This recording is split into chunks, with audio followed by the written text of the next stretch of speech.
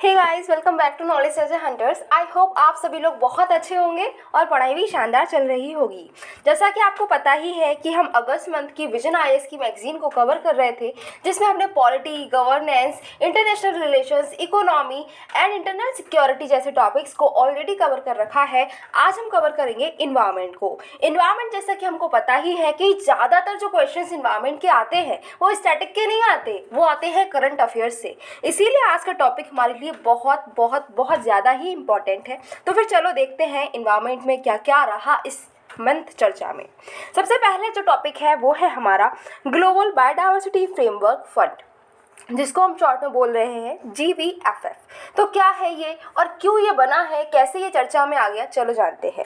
तो अभी बात अगर हम करें तो GBFF जो हमारा है, that is global biodiversity framework fund, उसको अभी रेटिफाई किया गया है। और जो हमारी ग्लोबल इन्वायरमेंट फैसिलिटी है, जिसको हम बोलते हैं GEF, राइट।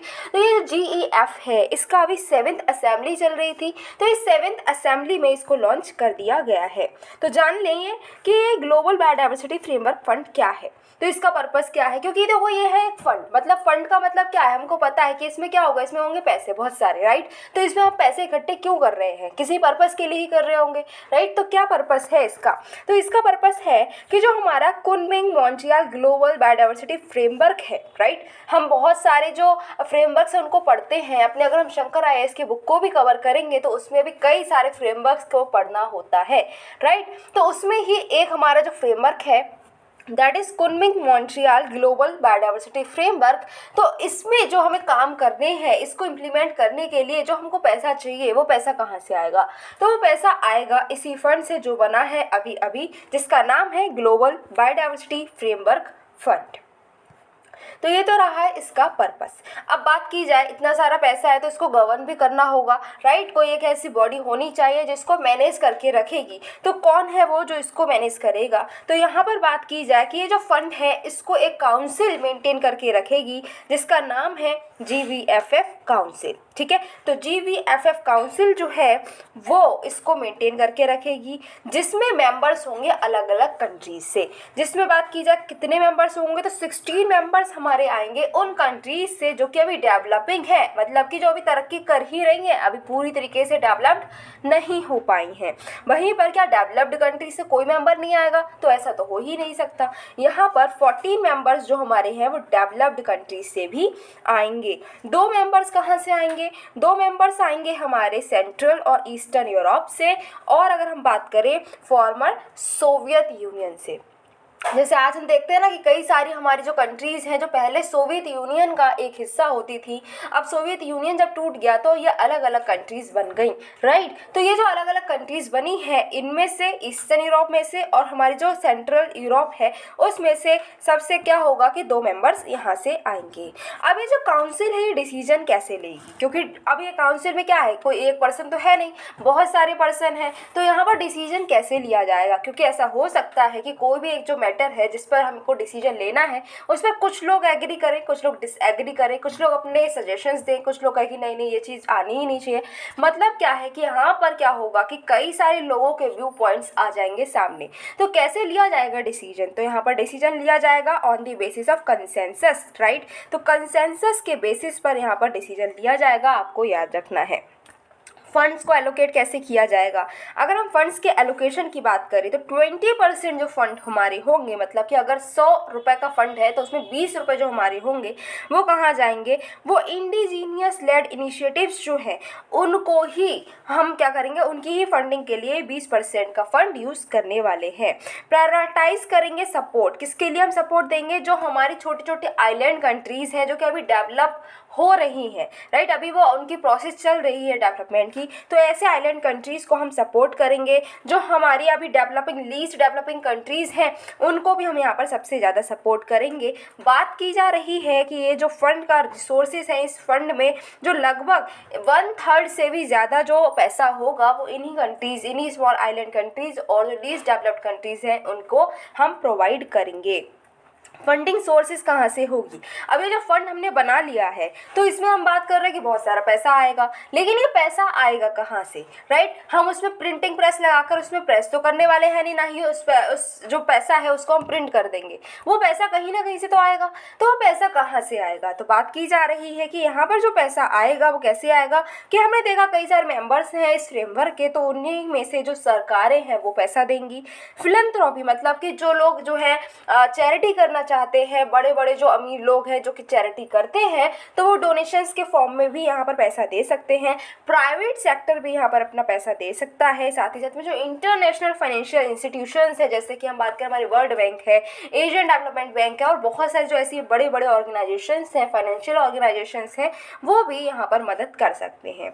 अब बात की जाए कि ये जो हमने टॉपिक पढ़ रहे हैं हम अभी, तो क्या ये सच में चर्चा में था भी कि मैगजीन में ऐसे ही आ गया है, तो हम इसको रिलेट करते हैं अपने न्यूज़पेपर से। तो बात की जा रही है कि जो one earth, right, one earth हमारी एक मैगजीन है जो कि बहुत इंपॉर्टेंट है हमारी यूपीएससी की प्रिपरेशन में, राइट। तो इसमें हमें कई सारी मैगजीन को भी कवर करना पड़ता है, सिर्फ विजन आईएएस को कवर करके ही काम नहीं चलता।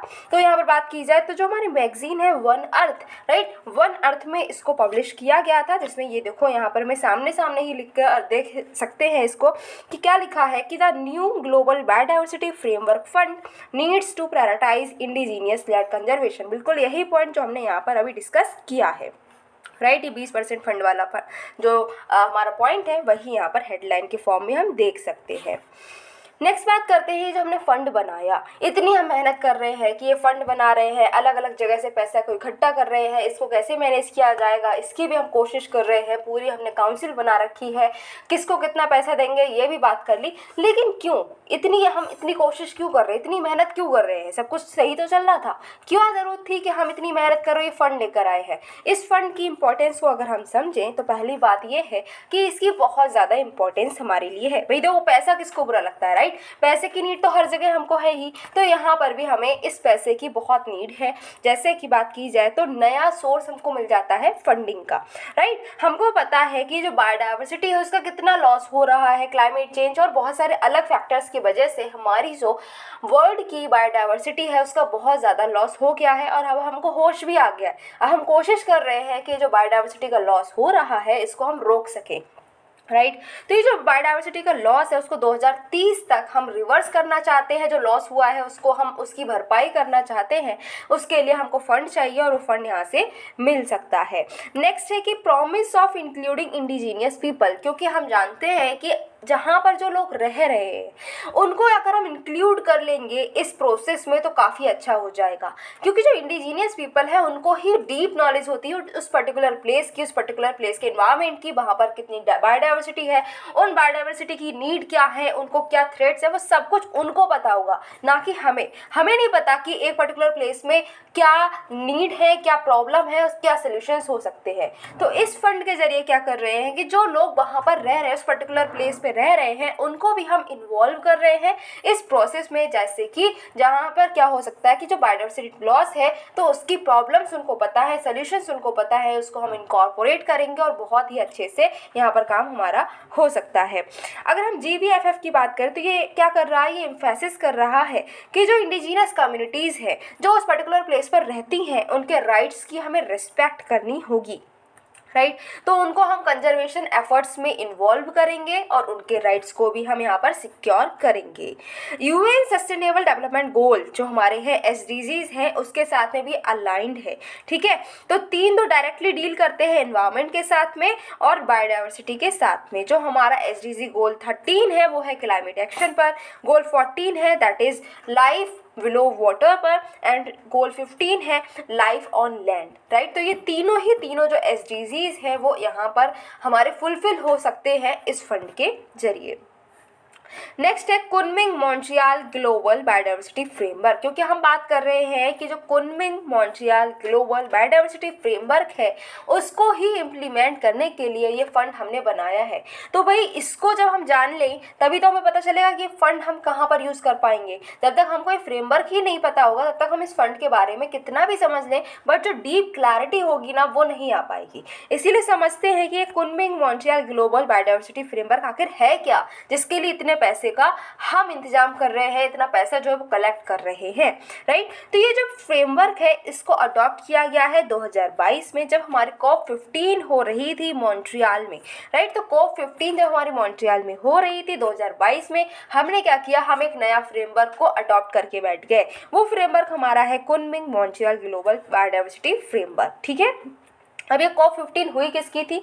COP15 हुई थी UN convention on biological diversity, जो CBD है उसकी ये 15th COP हुई थी, जहां पर हमने अडॉप्ट किया Kunming Montreal global biodiversity framework. इसने क्या किया है, इसने जो हमारे HE बायोडाइवर्सिटी टारगेट्स थे जो कि 2020 में एक्सपायर हो चुके थे, उसको ही रिप्लेस किया है, क्योंकि अब HE बायोडाइवर्सिटी टारगेट्स तो जो है हमारे एक्सपायर हो गए 2020 में, तो क्या हम कोई काम अब नहीं करेंगे? काम तो करना ही है ना। तो उस काम को हम कौन से डायरेक्शन में काम करेंगे, कौन कौन से काम अब हमको और करने हैं, ये जो है ये सब कुछ डिसाइड किया गया हमारे Kunming Montreal global biodiversity framework में।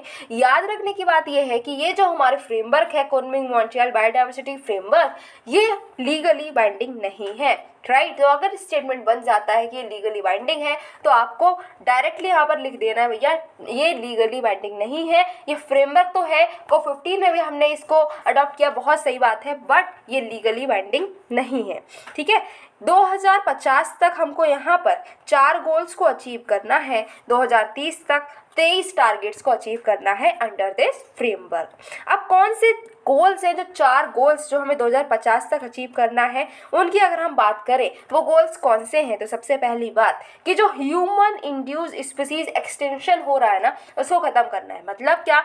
मतलब है कि जो ह्यूमंस की वजह से, जो मानव की वजह से स्पीसीज एक्सटिंक्ट होती चली जा रही हैं, उसको हमको क्या करना है? रोकना। ये चीज़ अब नहीं होनी चाहिए। 2050 के बाद में कभी ऐसी न्यूज़ ना सुनने को मिल जाए कि ह्यूमंस की वजह से ये स्पीसीज एक्सटिंक्ट होती जा रही है। जैसे बात कर ले वल्चर्स की। वल्चर्स पहले एक ज़माना ऐसा था भाई कि हमें वल्चर्स बहुत सारे देखने को मिल जाते थे, बट अब ऐसा है कि वल्चर्स देखने को मिलते ही नहीं। इनफैक्ट कई सारे बच्चे ऐसे होंगे जिन्होंने एक रियल वल्चर देखा ही नहीं होगा, क्योंकि अब वो देखने को इतने मिलते ही नहीं। इसका मतलब क्या कि वल्चर्स एक्सटिंक्ट होते जा रहे हैं। और ये किसकी वजह से हो रहा है? जो ह्यूमंस के द्वारा बनाई गई ड्रग्स है, जैसे कि डाइक्लोफिनेक, राइट। तो डाइक्लोफिनेक का कंजम्पशन जो कैटल करते हैं और कैटल का कंजम्पशन वल्चर करते हैं, और इस वजह से वल्चर्स की डेथ होती जा रही है। तो ये क्या है? एक ह्यूमन इंड्यूस्ड स्पीसी एक्सटिंक्शन ही तो है। तो ऐसी जो न्यूज़ है ये भी तो सुनने को मिल रही है, बट 2050 के बाद में ना सुनने को मिले, ये हम कोशिश यहाँ पर करेंगे। नेक्स्ट है कि इक्विटेबल शेयरिंग ऑफ बेनिफिट्स। जो बेनिफिट्स अराइज होते हैं उनको हमें इक्विटेबली शेयर करना है, राइट। अगर मान लो कि कोई एक जंगल में जड़ी बूटी मिल गई, क्योंकि वो भी तो बायोडाइवर्सिटी ही है। बायोडाइवर्सिटी में सिर्फ एनिमल्स तो नहीं आते, प्लांट्स भी आते हैं। तो सपोज करो कि एक जंगल में क्या मिली? जड़ी बूटी मिली, और वो जड़ी बूटी ऐसी है जिससे कि जो कैंसर है ना वो पूरी तरीके से ठीक हो सकता है। कैंसर की जो प्रॉब्लम है वो जड़ से खत्म हो सकती है। ऐसी एक जड़ी बूटी मिल चुकी है। अब उस जंगल के लोग हैं, उन्होंने वो जड़ी बूटी ढूंढी, ठीक है। उन्होंने क्या किया? वो जड़ी बूटी ढूंढने के बाद में एक जो साइंटिस्ट है उनको बताया, साइंटिस्ट ने उस जड़ी बूटी का यूज़ करके दवाई बनाई। और दवाई जो है, अब वो दवाई जो है उसका हम क्या कर रहे हैं, वो साइंटिस्ट क्या कर रहे हैं, बहुत महंगे प्राइजेस में उसको बेच रहा है। तो जो अमीर लोग हैं उसको अफोर्ड कर पा रहे हैं, गरीब लोग उसको अफोर्ड नहीं कर पा रहे हैं, जंगल वाले लोग जो हैं उसको उनका बेनिफिट मिला ही नहीं।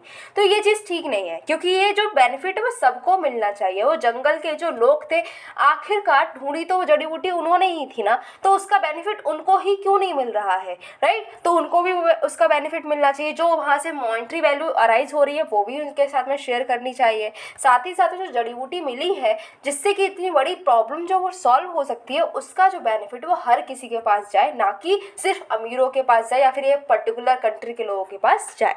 तो ये हमको यहाँ पर करना है। नेक्स्ट है कि सस्टेनेबल यूज़ करना है बायोडाइवर्सिटी का, क्योंकि तो बायोडाइवर्सिटी की नीड तो हमको है ही। हमको एनिमल्स की भी ज़रूरत है, हमको प्लांट्स की भी ज़रूरत है, हमको ट्रीज़ की भी ज़रूरत है, हमको वाटर की भी ज़रूरत है, हर चीज़ की हमको ज़रूरत तो है।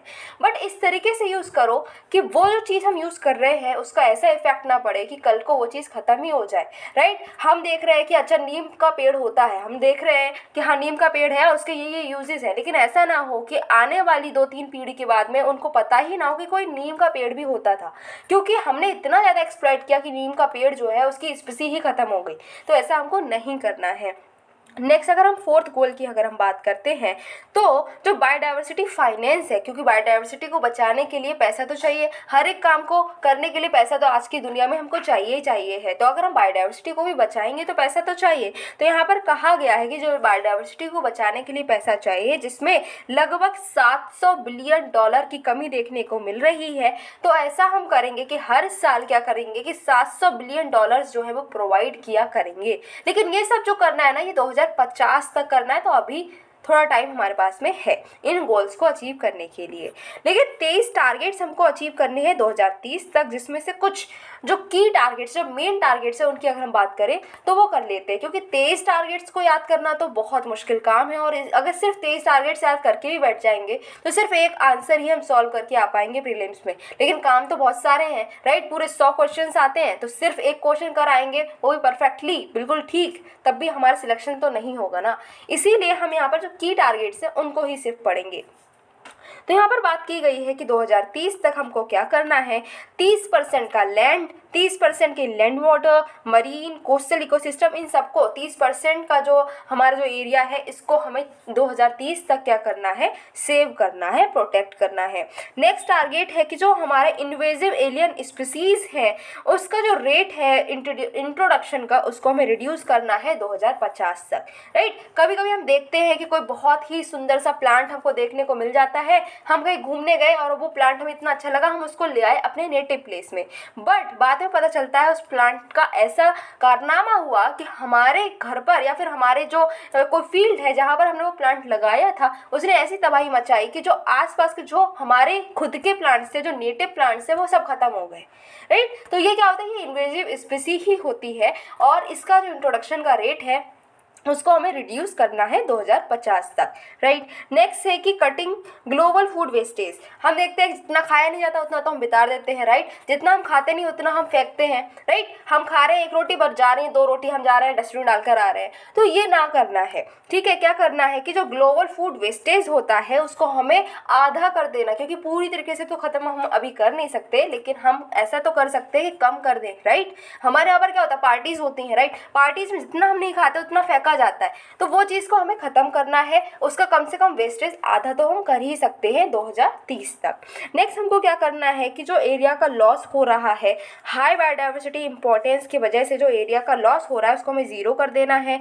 नेक्स्ट हमें क्या करना है कि जो $500 बिलियन का एनुअल हार्मफुल गवर्नमेंट सब्सिडीज दी जा रही है उनको खत्म करना है, उनको कम करना है, ठीक है। क्योंकि गवर्नमेंट बहुत सारी सब्सिडीज देती है, जिसकी वजह से क्या होता है कि वो सब्सिडीज हमने दे तो दी, बट गवर्नमेंट को उसका पैसा तो देना ही पड़ता है ना। सब्सिडी उन्होंने दे दी, उन्होंने कहा ठीक है कि आपको 2 रुपये किलो चावल मिल जाएंगे, बट अगर हम रियल बात करें तो 2 रुपये किलो चावल तो नहीं मिलते ना मार्केट में, तो वो पैसा कहाँ जाएगा, वो पैसा सरकार को पे करना पड़ता है। तो इसका मतलब क्या है कि सरकार के पास में पैसा कम बचेगा, सारा पैसा तो सब्सिडी में उड़ा दे रहा है, तो इसकी वजह से सरकार कुछ अच्छे काम कर ही नहीं पाएगी। तो इसको रोकने के लिए हमें क्या करना है कि जो हमारी सब्सिडीज है सरकार की उसको भी रिड्यूस करना है।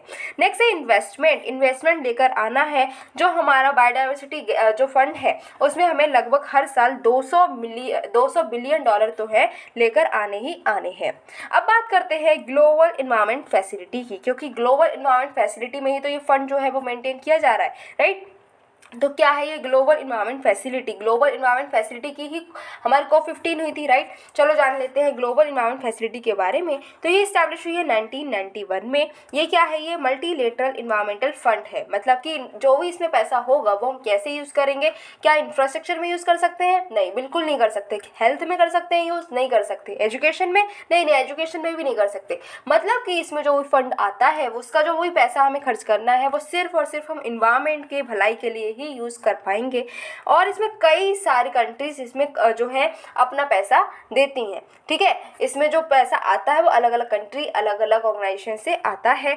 इसका हेडक्वार्टर की बात करें कहाँ पर है, इसका हेडक्वार्टर है वॉशिंगटन DC में। ऑब्जेक्टिव क्या है, ऑब्जेक्टिव यही है कि ज़्यादा से ज़्यादा हम पैसा को इकट्ठा कर पाएँ और वो पैसा है वो हम इन्वायरमेंट की जो हमने बायोडाइवर्सिटी लॉस कर रखा है या फिर इन्वायरमेंट को जो हार्म पहुंच चुका है उसको हम ठीक करने में यूज़ कर पाएंगे, ठीक है। जैसे कि हम बात करें क्लाइमेट चेंज से टैकल करने के लिए यहाँ पर हम पैसे के यूज़ कर सकते हैं। फिर बायोडाइवर्सिटी जिसका लॉस हो चुका है उसको हम ठीक करने के लिए यूज़ कर पाएंगे। इंटरनेशनल वाटर्स और ओजोन डिप्लीशन में भी हम इसका यूज़ कर पाएंगे, राइट। अब यहाँ पर इसको इम्प्लीमेंट कौन करता है, तो सिर्फ एक ऑर्गेनाइजेशन ऑर्गेनाइजेशन नहीं है, बल्कि बहुत सारी ऑर्गेनाइजेशंस मिलकर इसको इम्प्लीमेंट करती हैं, जैसे कि world bank, UNDP and UNEP. तो वर्ल्ड बैंक, यूएनडीपी, यूनेप, ये तीनों ऑर्गेनाइजेशंस मिलकर क्या करती हैं, ये ग्लोबल इन्वायरमेंट फैसिलिटी है जिसको इम्प्लीमेंट करती हैं। इसमें कितनी कंट्रीज मेंबर है, तो इसमें बहुत सारी कंट्रीज मेंबर हैं। बात की जाए तो 185 मेंबर कंट्रीज है ग्लोबल इन्वायरमेंट फैसिलिटी की। क्या हमारी इंडिया भी इसका मेंबर है? ऑब्वियसली हमारी इंडिया भी इसका एक मेंबर है। Moving towards our next topic, हमारा जो नेक्स्ट टॉपिक है that is unregulated tourism in the Indian Himalayan region. अभी अगर हम देखें, अगर आपने अभी पिछले मंथ ही अगर आपने क्या किया, न्यूज़पेपर्स को फॉलो किया, कोई भी न्यूज़पेपर को फॉलो किया हो, या फिर आपने थोड़ी ही सिर्फ 5 मिनट ही अगर आपने न्यूज़ चैनल, किसी भी न्यूज़ चैनल को खोलकर आप बैठे हैं, तो आपने सुना होगा कि भाई क्या हो रहा है कि लैंडस्लाइड्स बहुत सारी हो रही हैं, कि हिमालयन रीजन में क्या हो रहा है कि बहुत सारी लैंडस्लाइड हो रही है, इतने लोग मर गए, उतने लोग मर गए, ये ब्रिज टूट गया, ये डैम टूट गया, तो ये रोड टूट गया, ये सारी चीज़ें हम देख रहे थे, राइट। न्यूज़पेपर में ये हर दिन आ रहा था, हर दिन न्यूज़पेपर में न्यूज़ भी आ रही थी, हर दिन एडिटोरियल्स भी आ रहे थे। तो वही चीज़ हम यहाँ पर आज कवर करने वाले हैं, क्योंकि ये मैगजीन हमारी पिछले महीने के ही न्यूज़ को कवर कर रही है, इसीलिए ये टॉपिक अभी न्यूज़ में है। तो क्यों न्यूज़ में है? क्योंकि अभी क्या हुआ है कि पार्लियामेंट्री स्टैंडिंग कमेटी ने रिकमेंड किया है सरकार को कि एक प्रैक्टिकल एक्शन प्लान को तैयार किया जाए, जिससे कि जो डिस्ट्रक्टिव एक्टिविटीज़ हमारे हिमालयन रीजन में हो रही हैं उसको हम क्या कर सकें, रोक सकें। ठीक है, तो यहाँ पर क्या किया गया है कि हमारी जो पार्लियामेंट्री स्टैंडिंग कमेटी है उसने कहा है कि भाई जो हिमालयन रीजन है ना, वहाँ पर आप बहुत डिस्ट्रक्शन करते जा रहे हो, बहुत ज़्यादा डिस्ट्रक्शन हो रहा है, तो ऐसी एक्टिविटीज़ को रोकने के लिए एक एक्शन प्लान तैयार करना है। अच्छा, तो parliamentary standing committee on science and technology, environment, forest and climate change जो है, ये पूरी एक स्टैंडिंग कमेटी है जिसने हाईलाइट किया है कि जो टूरिस्ट एक्टिविटीज़ हैं हिमालयन रीजन में वो कितनी ज़्यादा बढ़ गई हैं, और इतनी ज़्यादा टूरिस्ट एक्टिविटीज़ बढ़ने की वजह से क्या हो रहा है कि वहाँ पर जो नेचुरल रिसोर्सेज हैं उसका ओवर एक्सप्लॉइटेशन हो रहा है, इलीगल कंस्ट्रक्शन हो रहा है। क्योंकि बहुत सारे लोग क्या कर रहे हैं, अब हिमालय में घूमने जा रहे हैं, अब वो घूमने जाएंगे तो क्या होगा, वहाँ पर वो जो है वहाँ की मार्केट को भी एक्सप्लोर करने की कोशिश करेंगे, वहाँ के जो होटल्स हैं वहाँ पर भी वो घूमने जाएंगे, वहाँ पर देखेंगे कि और कहाँ कहाँ हम घूम सकते हैं। तो वहाँ के जो एरिया है वहाँ पर बहुत ज़्यादा ही डेवलपमेंटल प्रोसेसेस चल रही है, डेवलपमेंटल एक्टिविटीज़ चल रही हैं, अलग अलग रेस्टोरेंट्स बन रहे हैं, अलग अलग होटल्स बन रहे हैं, अलग अलग क्या हो रहा है कि मार्केट्स डेवलप होती जा रही हैं, तो लोग वहाँ पर घूमने जा रहे हैं। ठीक है, वहाँ पर जहाँ पर रोड नहीं बनना चाहिए था वहाँ पर भी रोड डाल दिए गए हैं, जहाँ ब्रिज नहीं बनना चाहिए था वहाँ पर भी ब्रिज बन गए हैं, जस्ट बिकॉज क्योंकि लोग क्या चाहिए, पैसा चाहिए है। अब इस वजह से क्या हो रहा है कि वहाँ पर जो हम कहते हैं कि कैपेसिटी है वहाँ की, वो क्या हो गई है कि अब वो कैपेसिटी फुलफिल हो गई पूरी तरीके से, अब हम उसको और ज़्यादा उसको एक्सपेक्ट कर रहे हैं, इस वजह से ही डिजास्टर्स आ रहे हैं। तो इसको ही रोकने के लिए यहाँ पर कोशिश की जा रही है। अब इसमें क्या हो रहा है कि होम स्टे बन रहा है, ऑब्वियसली होम स्टे तो बनेंगे, वहाँ पर जाएंगे तो कहीं पर रुकेंगे भी। ठीक है, गेस्ट हाउस बन रहे हैं, रिजॉर्ट्स बन रहे हैं, होटल्स बन रहे हैं, रेस्टोरेंट्स बन रहे हैं, और भी बहुत सारा इंक्रोचमेंट होता हुआ नजर आ रहा है। अब यहाँ पर इस रीजन में क्या वल्नरेबिलिटीज़ हैं, अगर हम उसकी चर्चा करना चाहें तो जियो फिजिकल वल्नरेबिलिटीज़ को अगर हम देखें तो हमें पता है कि जो हिमालयस बने, ये बने ही कैसे। अगर हम ज्योग्राफी में थोड़ा जाएँ तो हमें पता है हिमालयस कैसे बने हैं, कि जो प्लेट टेक्टोनिक्स की वजह से बने हैं, प्लेट्स हमारी मूव करती जा रही है। एशिया की जो प्लेट है वो क्या हो रही है, इंडो एशियन प्लेट जो हमारी है वो यूरोपियन प्लेट से क्या हो रही है, कोलाइड कर रही है, और उस वजह से ये प्लेट जो है आपस में टकराई, और इस वजह से ही क्या हुआ है कि वहाँ का जो मलबा था वो उठता चला गया और ये बन गए हमारे हिमालयस, राइट। मतलब कि जो प्लेट्स है वो मूव कर रही हैं, अभी भी मूव कर रही हैं, तो क्या है कि वहाँ पर वो जो जगह है हिमालय जो है वो टेक्टोनिकली एक्टिव है, राइट, और बहुत ज़्यादा अनकंसोलिडेटेड, सेमी कंसोलिडेटेड डिपॉजिट से बने हुए हैं। ठीक है, अब यहाँ पर क्या हो रहा है कि रिवर है वहाँ पर, जैसे कि हमारी अलकनंदा है, भागीरथी है, मंदाकिनी है, वो वहाँ पर कटिंग भी करती हुई जा रही है। तो यानी कि वो जो एरिया है बहुत ही ज़्यादा अनस्टेबल एरिया है। हिल वॉशिंग हो रहा है, पर्कुलेशन ऑफ वाटर हो रहा है, क्योंकि वहाँ पर क्या हो रहा है, बहुत ज़्यादा रेन भी होती है। क्लाउड बर्स्ट हम देखते हैं ना, हम लोग बोलते हैं कि भैया उत्तराखंड में जो है बादल फट गए। बादल फट गए का मतलब होता है क्या बादल सच में फट जाते हैं? नहीं, बादल नहीं फट जाते हैं। मतलब क्या होता है कि वहाँ पर एकदम से बहुत तेज़ बारिश होने लगती है, और सिर्फ 5-6 मिनट में ही इतनी ज़्यादा बारिश हो जाती है कि हम बोल देते हैं कि भाई बादल ही फट गए हैं, राइट। तो दैट इज़ क्लाउड बर्स्ट। ठीक है, अब एकदम से ये जो बारिश होती है वो तबाही मचा देती है, वहाँ पर इंफ्रास्ट्रक्चर टूट फूट जाता है, लोगों की की डेथ भी हो जाती है। नेक्स्ट है कि स्नो जो है वो मेल्ट कर रहा है, तो यहाँ पर क्या हो गया, बहुत सारा पानी इकट्ठा हो गया, बहुत सारा पानी जो है वो जितना होना चाहिए था उससे भी ज़्यादा हो गया है, जिस वजह से क्या हो रहा है कि वहाँ पर जो लैंड है वो डूब जा रही है, वहाँ की ज़मीनें डूब रही हैं। ठीक है, जैसे हमने देखा जोशीमठ में, ठीक है, तो पिछले साल ही हमने देखा कि क्या हुआ था कि जोशीमठ में क्या हो गया, हम बोल रहे थे कि बादल फट गया वहाँ पर। ठीक है, तो बादल क्या फट गया कि वहाँ पर इतनी ज़्यादा बारिश हुई कि जिस वजह से जो हमारी वहाँ की लैंड थी वो ही डूबने लगी, जो मंदिर बने थे वो भी टूट फूट गए थे, और ये जो है डिजास्टर के रूप में बनकर आया था। नेक्स्ट है सोशियो इकोनॉमिक। अगर हम सोशियो इकोनॉमिक बात करें, सोशियो इकोनॉमिक वल्नरेबिलिटीज़ क्या है, तो एग्रीकल्चर के लिए हम वहाँ पर डिफॉरेस्टेशन कर रहे हैं, जहाँ पर जंगल होते थे वहाँ पर अब वो खेत बन गए हैं। ग्रेजिंग के लिए, कंस्ट्रक्शन के लिए क्या हो रहा है कि जंगलों को हम काट रहे हैं हिल स्लोप्स पर, जिसकी वजह से क्या हो रहा है कि लैंडस्लाइड्स बहुत हो रही है। देखो समझो क्या बात है, ये है हमारा पहाड़, अब यहाँ पर क्या है कि यहाँ पर अगर हमारे ट्रीज लगे हुए हैं तो क्या होगा, ट्रीज लगे हैं तो इनकी जड़ें यहाँ पर अंदर ही होंगी, ठीक है, पहाड़ की मिट्टी को होल्ड करके रखेंगी, जिस वजह से क्या होगा कि अगर बारिश हो रही है तो वो मिट्टी कहीं पर मूव नहीं कर पाएगी, उसको जड़ों ने रोक रखा है। बट अब हमने क्या किया, हमने कहा हम तो यहाँ पर रिजॉर्ट्स बनाएंगे, रिजॉर्ट्स बनाने के लिए हमने क्या किया, वहाँ के पेड़ काट दिए, पेड़ काट दिए तो अब यहाँ पर मिट्टी क्या है, मिट्टी करी ठीक रहा, पेड़ कट गए, हम आज़ाद हुए, अब मिट्टी बिल्कुल फ्री हो गई है, बारिश हुई, मिट्टी ने कहा चलो बारिश के साथ हम भी नीचे चल रहे हैं, तो ग्रेविटी के पुल की वजह से मिट्टी नीचे आएगी, मिट्टी नीचे आएगी, रॉक्स नीचे आएंगे, और यही होता है लैंडस्लाइड, राइट। तो यहाँ पर क्या हो गया, एकदम से मास मूवमेंट हो जाएगा, that is known as landslide. तो मतलब हमने क्या किया, हमने तो बनाया था रिजॉर्ट, बट अब यहाँ पर क्या हो रहा है, डिजास्टर होने लगे हैं। नेक्स्ट है obstruction of natural flow of water due to construction of various mega hydel power projects. अब हमने क्या किया, पानी अच्छा खासा बह रहा था, हमने कहा नहीं नहीं हमको यहाँ पर भी अपनी नाक गुजारनी है, हमने क्या किया, वहाँ पर अच्छी खासी जो रिवर्स है वो तो चल रही थी, वो अपनी बहुत हाई स्पीड में बह रही थी, हमने कहा कि ऐसा है कि हम बहुत लालची इंसान है, हमको क्या करना है, हमको इस रिवर से भी फ़ायदा लेना है, हमें पानी तो मिल ही रहा था लेकिन हमें उससे भी पेट भर नहीं रहा था, हमने क्या किया, हमने वहाँ पर इलेक्ट्रिसिटी बनाने के लिए कई सारे डैम्स बना दिए। अब जब रिवर है उसको हमने रोकना शुरू कर दिया कि नहीं नहीं तुम रुक कर जाओ और यहाँ पर इलेक्ट्रिसिटी बना कर जाओ, जिस वजह से जो हाई स्पीड में रिवर जा रही थी अब उसको रुकना पड़ रहा था डैम की वजह से, और इस वजह से क्या हुआ कि अब एक दिन ऐसा आता है कि वो डैम टूट जाता है, रिवर जो है उसकी पावर इतनी बढ़ जाती है, उसकी स्पीड इतनी बढ़ जाती है कि वो जो डैम है वो उसको नहीं रोक पाता, और एकदम से जब रिवर उस डैम को तोड़ती है तो एकदम से बहुत सारा पानी रिलीज हो जाता है, अल्टीमेटली डिजास्टर हो जाता है। जैसे हमने देखा टेरी डैम जो है हम बनाए जा रहे हैं, राइट, कई बार इसके क्वेश्चंस उठ रहे हैं कि इसको नहीं बनाना चाहिए बट फिर भी बन रहा है। नेक्स्ट है कि टूरिज्म बढ़ता हुआ चला जा रहा है, हर साल लगभग 100 मिलियन टूरिस्ट जो है वो हिमालय दर्शन करने चले जा रहे हैं, और ये जो है ये नंबर ऐसा नहीं कि कम होगा, नंबर बढ़ता ही जा रहा है। माना जा रहा है कि 2025 तक 240 मिलियन लोग जो है वो हर साल जाएंगे हिमालय की तरफ घूमने, और इस वजह से वहाँ की जो रिसोर्सेज हैं उस पर प्रेशर बढ़ता जा रहा है और अल्टीमेटली डिजास्टर्स देखने को मिल रहे हैं। तो अब बात की जाए कि जो अनरेगुलेटेड टूरिज्म है हिमालयन रीजन में, इसमें क्या चैलेंजेस देखने को मिल रहे हैं। तो चैलेंजेस ये हैं कि भाई टूरिज्म बढ़ रहा है तो इससे कोई दिक्कत नहीं है, लेकिन दिक्कत ये है कि वहाँ पर जब टूरिज्म बढ़ता है, लोग जाते हैं तो वेस्ट भी भैया क्रिएट कराते हैं। ठीक है, नीति आयोग की रिपोर्ट है 2018 में जो रिलीज हुई, उसमें बताया गया कि जो टूरिज्म यहाँ पर होता है इससे लगभग 8.395 मिलियन टन हर साल सॉलिड वेस्ट जनरेट होता है। तो सिर्फ वो वहाँ पर जाकर घूमने नहीं जा रहे हैं, वहाँ पर जाते हैं, साथ ही साथ कूड़ा कचरा भी फैलाकर काफ़ी ज़्यादा आते हैं। नेक्स्ट है कि जो वेस्ट है ना, ऐसा भी नहीं है कि भाई वेस्ट वो कराए हैं तो उसको कलेक्ट कर लिया जाए, वेस्ट जो होता है उसको कलेक्ट करने में भी दिक्कत आने को मिलती है, वहाँ पर सेग्रीगेशन नहीं होता, डिस्पोजल नहीं होता, रिसाइकलिंग जो है वो भी बहुत कम होती है, जिस वजह से प्रॉब्लम और ज़्यादा बढ़ जाती है।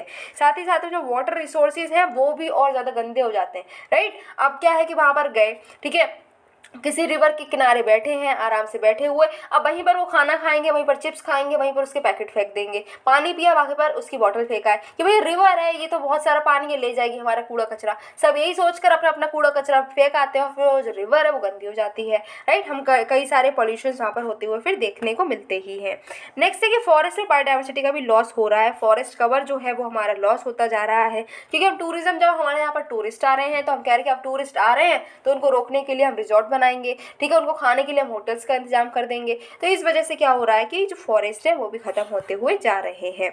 लैंडस्केप की बात करें तो जो हमारा पहले क्या था, हम हिमालय के जो एरिया था, हिमालय को हम मानते थे कि बहुत ही इको फ्रेंडली रीजन है, यहाँ पर बहुत शांति होती है, ठीक है, यहाँ पर हमको बहुत ही वेलनेस फील होती है, तो ये बहुत अच्छा एरिया है। लेकिन अब क्या हो रहा है कि वहाँ पर कंस्ट्रक्शन इस तरीके के हो गए, टूरिज्म इतना हो गया कि पहले जहाँ पर हम शांति मानते थे कि भाई हिमालय में शांति है, अब वहाँ पर भी खचाखच भीड़ बढ़ गई है। नेक्स्ट है कि सीजनैलिटी ऑफ टूरिज्म। टूरिज्म का भी एक सीजन है, ठीक है, जो लोग हैं वो एक पर्टिकुलर सीजन में ही बहुत सारे लोग जाते हैं, जिस वजह से वहाँ पर भीड़ बढ़ जाती है। साल भर जा रहे हैं तो ऐसा नहीं है कि एक पर्टिकुलर अमाउंट के लोग ही पर्टिकुलर महीने में जा रहे हैं। कुछ महीने में ऐसा होता है कि बहुत सारे लोग जाते हैं, कुछ महीने में ऐसा होता है कि बहुत कम लोग जाते हैं। इस वजह से जब बहुत सारे लोग जाते हैं तो वहाँ पर ओवर क्राउडिंग हो जाती है, सर्विसेज की भी कमी हो जाती है। नेक्स्ट है सोशियो कल्चर। तो सोशियो कल्चरल अगर हम चैलेंजेस की बात करें तो यहाँ पर जो कल्चरल फैब्रिक है उसका भी इरोजन होते हुए नज़र आ रहा है। मास टूरिज्म की वजह से क्या हो रहा है, वहाँ के सोशल वैल्यूज़ भी चेंज होती हुई जा रही हैं। अगर हम बात करें ट्रेडिशनली, अगर हम देखें तो वहाँ पर जो लोग हैं पहले वो इंडियन क्लोथ्स ही पहनते थे, ठीक है, हिमालय रीजन था, पहाड़ी इलाका था, और जो आसपास के एरियाज थे वहाँ पर वो पहाड़ी जो उनका कस्टम होते थे उसी को वो फॉलो करते थे। बट क्या हुआ कि अब जो है कुछ लोग साउथ इंडिया से भी पहुंचे, कुछ लोग नॉर्थ ईस्ट इंडिया से भी पहुंच रहे हैं, कुछ लोग राजस्थान से भी पहुंच गए, कुछ लोग हमारे यूपी से भी पहुंच गए, राइट। तो इसकी वजह से क्या हुआ, अब ये लोग जाएंगे तो ऐसा तो है नहीं कि पहाड़ी जो कॉस्ट्यूम्स है उसको पहन के जाएंगे, पहाड़ी कल्चर को फॉलो करते हुए जाएंगे, नहीं, ये तो अपना ही कल्चर फॉलो करते हुए जाएंगे। रिप्ड जीन्स पहन के पहुंच गए हैं वहाँ पर, तो क्या होगा, वहाँ की जो यूथ है वो देखेंगे अरे ऐसी जीन्स भी होती है, चलो हम भी ऐसी ही जीन्स पहनेंगे। तो अब उनको अपना कस्टम बेकार लगने लगा और उनका हम भी रिप्ड जीन्स ही पहन के घूमेंगे, हम भी टी शर्ट पहनकर ही घूमेंगे।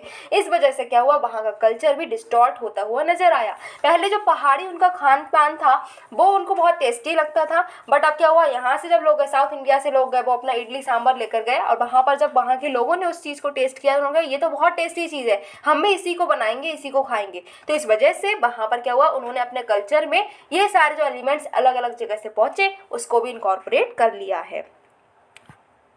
नेक्स्ट है, अब ये शिमला है वो क्रम्बल क्यों कर रहा है। तो एक केस स्टडी आई है जिसमें हम शिमला के बारे में जानते हैं। शिमला देखो, हर कोई शिमला जाना चाहता है, राइट। तो शिमला जो है वो अब क्रम्बल कर रहा है, क्यों कर रहा है इसको जानते हैं। क्योंकि यहाँ पर जो है इंफ्रास्ट्रक्चर बनता जा रहा है, लेकिन वो जो इंफ्रास्ट्रक्चर है बनाने में कोई कमी नहीं है, बस दिक्कत ये आती है कि इंफ्रास्ट्रक्चर अगर आप बना रहे हो तो उसको इस तरीके से बनाओ कि वो क्लाइमेट स्मार्ट हो। लेकिन क्लाइमेट स्मार्ट बना नहीं रहे, सिर्फ हम इंफ्रास्ट्रक्चर को डेवलप कर रहे हैं, जिस वजह से दिक्कतें देखने को मिलती हैं। Himachal Pradesh high court lawyers chambers और new Indira Gandhi medical college जैसे कंस्ट्रक्शंस जो हैं वो यहाँ पर बने हैं, जो कि वाटर स्प्रिंग्स के ऊपर बने हुए हैं या फिर जो चैनल्स हैं उनके ऊपर बने हुए हैं। तो यहाँ पर क्या हो रहा है, इस वजह से भी दिक्कतें देखने को मिलती हैं।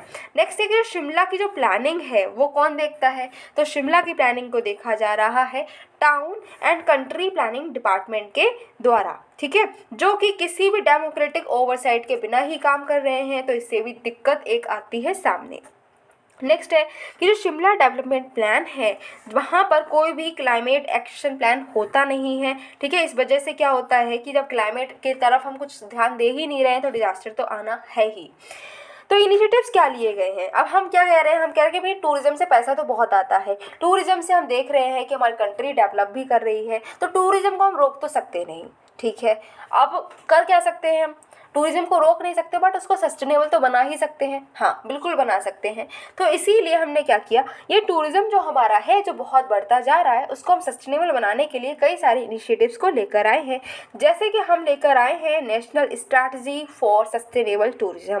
यहाँ पर क्या कहा जा रहा है कि टूरिज्म बढ़ रहा है, कोई दिक्कत नहीं है, बट उसको हम क्या करेंगे, सस्टेनेबल बनाएंगे। हम इंश्योर करेंगे कि यहाँ पर सस्टेनेबिलिटी बनी रहे, ठीक है, रिजिलियंट बनाएंगे टूरिज्म को, कार्बन न्यूट्रल बनाएंगे, और जो हमारा टूरिज्म है इसको हम क्या करेंगे, जो रिसोर्सेज है वहाँ पर उनको हम इफिशिएंट कर देंगे कि टूरिज्म जितना भी बढ़ जाए रिसोर्स हमारे डिप्लीट ना हो पाए।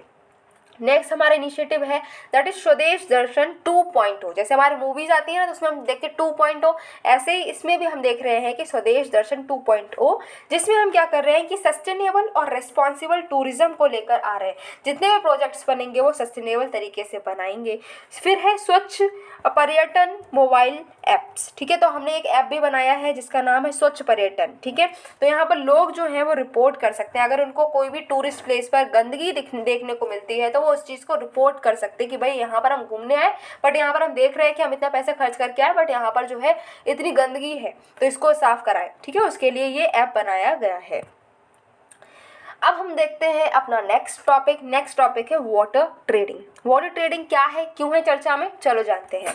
तो ये चर्चा में इसलिए है क्योंकि नीति आयोग ने एक डॉक्यूमेंट को रिलीज किया है वाटर ट्रेडिंग मैकेनिज्म को लेकर, ठीक है, जिसमें कहा गया है कि जो हमारा रीयूज करेंगे हम, जो ट्रीटेड वेस्ट वाटर है, ऐसा वेस्ट वाटर जिसको हमने ऑलरेडी ट्रीट कर लिया है तो उसको हम रीयूज करेंगे और इसको प्रमोट करने के लिए मैकेनिज्म जो है वो लेकर आया है हमारा नीति आयोग। तो क्या होता है ये वाटर ट्रेडिंग मैकेनिज्म? तो वाटर ट्रेडिंग क्या है? ये वाटर मार्केट मैकेनिज्म है जहां पर पानी को हम कमोडिटी के तौर पर कंसीडर करते हैं। पानी को हम पब्लिक गुड के तौर पर नहीं कंसीडर कर रहे हैं बल्कि हम यहाँ पर इसको कमोडिटी मान रहे हैं, ठीक है। इसको हम ट्रेड कर सकते हैं, जैसे कि हम देखते हैं ना कि हमारा ब्रेड है उसकी हम ट्रेड करते हैं, हमारे वीट की ट्रेड करते हैं, राइस की ट्रेड करते हैं, सेम उसी मैनर में हम वाटर को भी ट्रेड करेंगे तो उसको हम कमोडिटी मान रहे हैं, राइट। जैसे हम देखते हैं कि हमारी स्टॉक एक्सचेंजेस हैं, कमोडिटी स्टॉक एक्सचेंजेस हैं जहाँ पर हमने देखा कि कार्बन की हम ट्रेडिंग करने लगे हैं, गोल्ड की ट्रेडिंग होती है, तो सेम मैनर में हम वाटर की भी ट्रेडिंग करेंगे। तो ये है हमारा वाटर ट्रेडिंग मैकेनिज्म। अब ये मैकेनिज्म है क्या? तो इसमें कहा गया है कि एक वाटर कंपनी अपना खुद का वाटर सोर्स ना बनाते हुए दूसरी थर्ड पार्टी से पानी को खरीद सकती है और अपने यूजर्स को बेच सकती है। Enabling elements for water trading. अब वाटर ट्रेडिंग के लिए क्या क्या चाहिए, कौन से एलिमेंट्स चाहिए? तो यहाँ पर है कि ओनरशिप ऑफ वाटर, जो पानी की ओनरशिप है उसमें कोई भी डिस्प्यूट नहीं होने चाहिए। वाटर एंटाइटलमेंट्स की बात करें तो जो वाटर का एंटाइटलमेंट है उसको हम ट्रांसफ़र कर सकते हैं, ठीक है। वाटर रीयूज सर्टिफिकेट्स हैं उसको हम ट्रेड कर सकते हैं, उसको हम बेच सकते हैं किसी और पर्सन के लिए और वहाँ से हम पैसे भी कमा सकते हैं। अब जो हमारा वाटर ट्रेडिंग मैकेनिज्म है यहाँ पर हम क्या करेंगे, वाटर यूजर्स जो हैं अलग अलग सेक्टर्स के, चाहे वो म्युनिसिपल हो, रेजिडेंशियल, इंडस्ट्रियल, एग्रीकल्चर सेक्टर, कोई भी सेक्टर हो, ठीक है, वहाँ के जो वाटर यूजर्स हैं वो क्या करेंगे, वो रजिस्टर्ड होंगे और उनको इंडिविजुअल टारगेट्स मिलेंगे वाटर को रीयूज़ करने के लिए। वाटर यूजर्स जो हैं जिनके पास में वाटर रीयूजेबल सर्टिफिकेट्स हैं वो उन सर्टिफिकेट्स को ओपन मार्केट में भी बेच सकते हैं, जैसे कि हम अपने शेयर्स को शेयर मार्केट में बेचते हैं उसी मैनर में हम ये जो सर्टिफिकेट्स हैं उनको भी हम बेच पाएंगे, ठीक है, जिससे कि जो दूसरे वाटर यूजर्स हैं वो इस पानी का यूज़ कर पाएंगे, राइट। और इससे होगा क्या कि जो वेस्ट वाटर है उसको हम ढंग से यूज़ कर पाएंगे और जो वाटर पोल्यूशन है और जो वाटर स्कार्सिटी हो रही है, इतनी बड़ी बड़ी प्रॉब्लम्स को भी हम टैकल कर पाएंगे।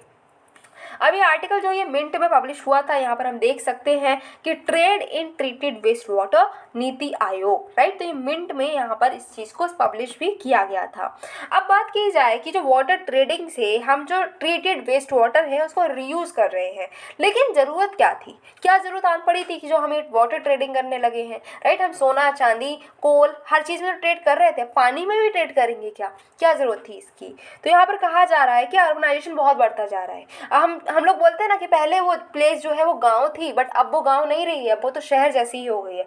मतलब क्या, इसका कहने का मतलब यही है कि अब जो है हर जगह शहर बनते जा रहे हैं, गांव जो है वो गांव खत्म होते जा रहे हैं। अब शहर बढ़ रहे हैं तो शहर वाली प्रॉब्लम्स भी आएंगी, जैसे कि पोल्यूशन, जैसे कि पानी की कमी, राइट। तो ये सारी जो प्रॉब्लम्स हैं इनको टैकल करने के लिए ज़रूरत है कि ये जो पानी है ना उसको भी हम ढंग से यूज़ करें।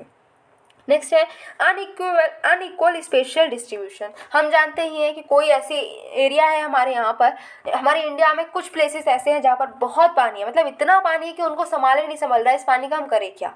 लेकिन कुछ प्लेसेस ऐसी हैं जहाँ पर पानी की बहुत कमी है, वो सोचते हैं कि कहीं से हमें एक गिलास पानी मिल जाए तो बहुत बड़ी बात हो जाएगी। तो ये जो है ये क्या है कि इक्विटेबल डिस्ट्रीब्यूशन नहीं है पानी का। ऐसा नहीं है कि हर जगह एक गिलास पानी मिल रहा है, कहीं पर बहुत पानी मिल रहा है, कहीं पर पानी नहीं है। तो इस प्रॉब्लम को भी हमें हमें क्या करना है, सॉल्व करना है, जिसके लिए जो वेस्ट वाटर है इसका हम यूज़ कर सकते हैं।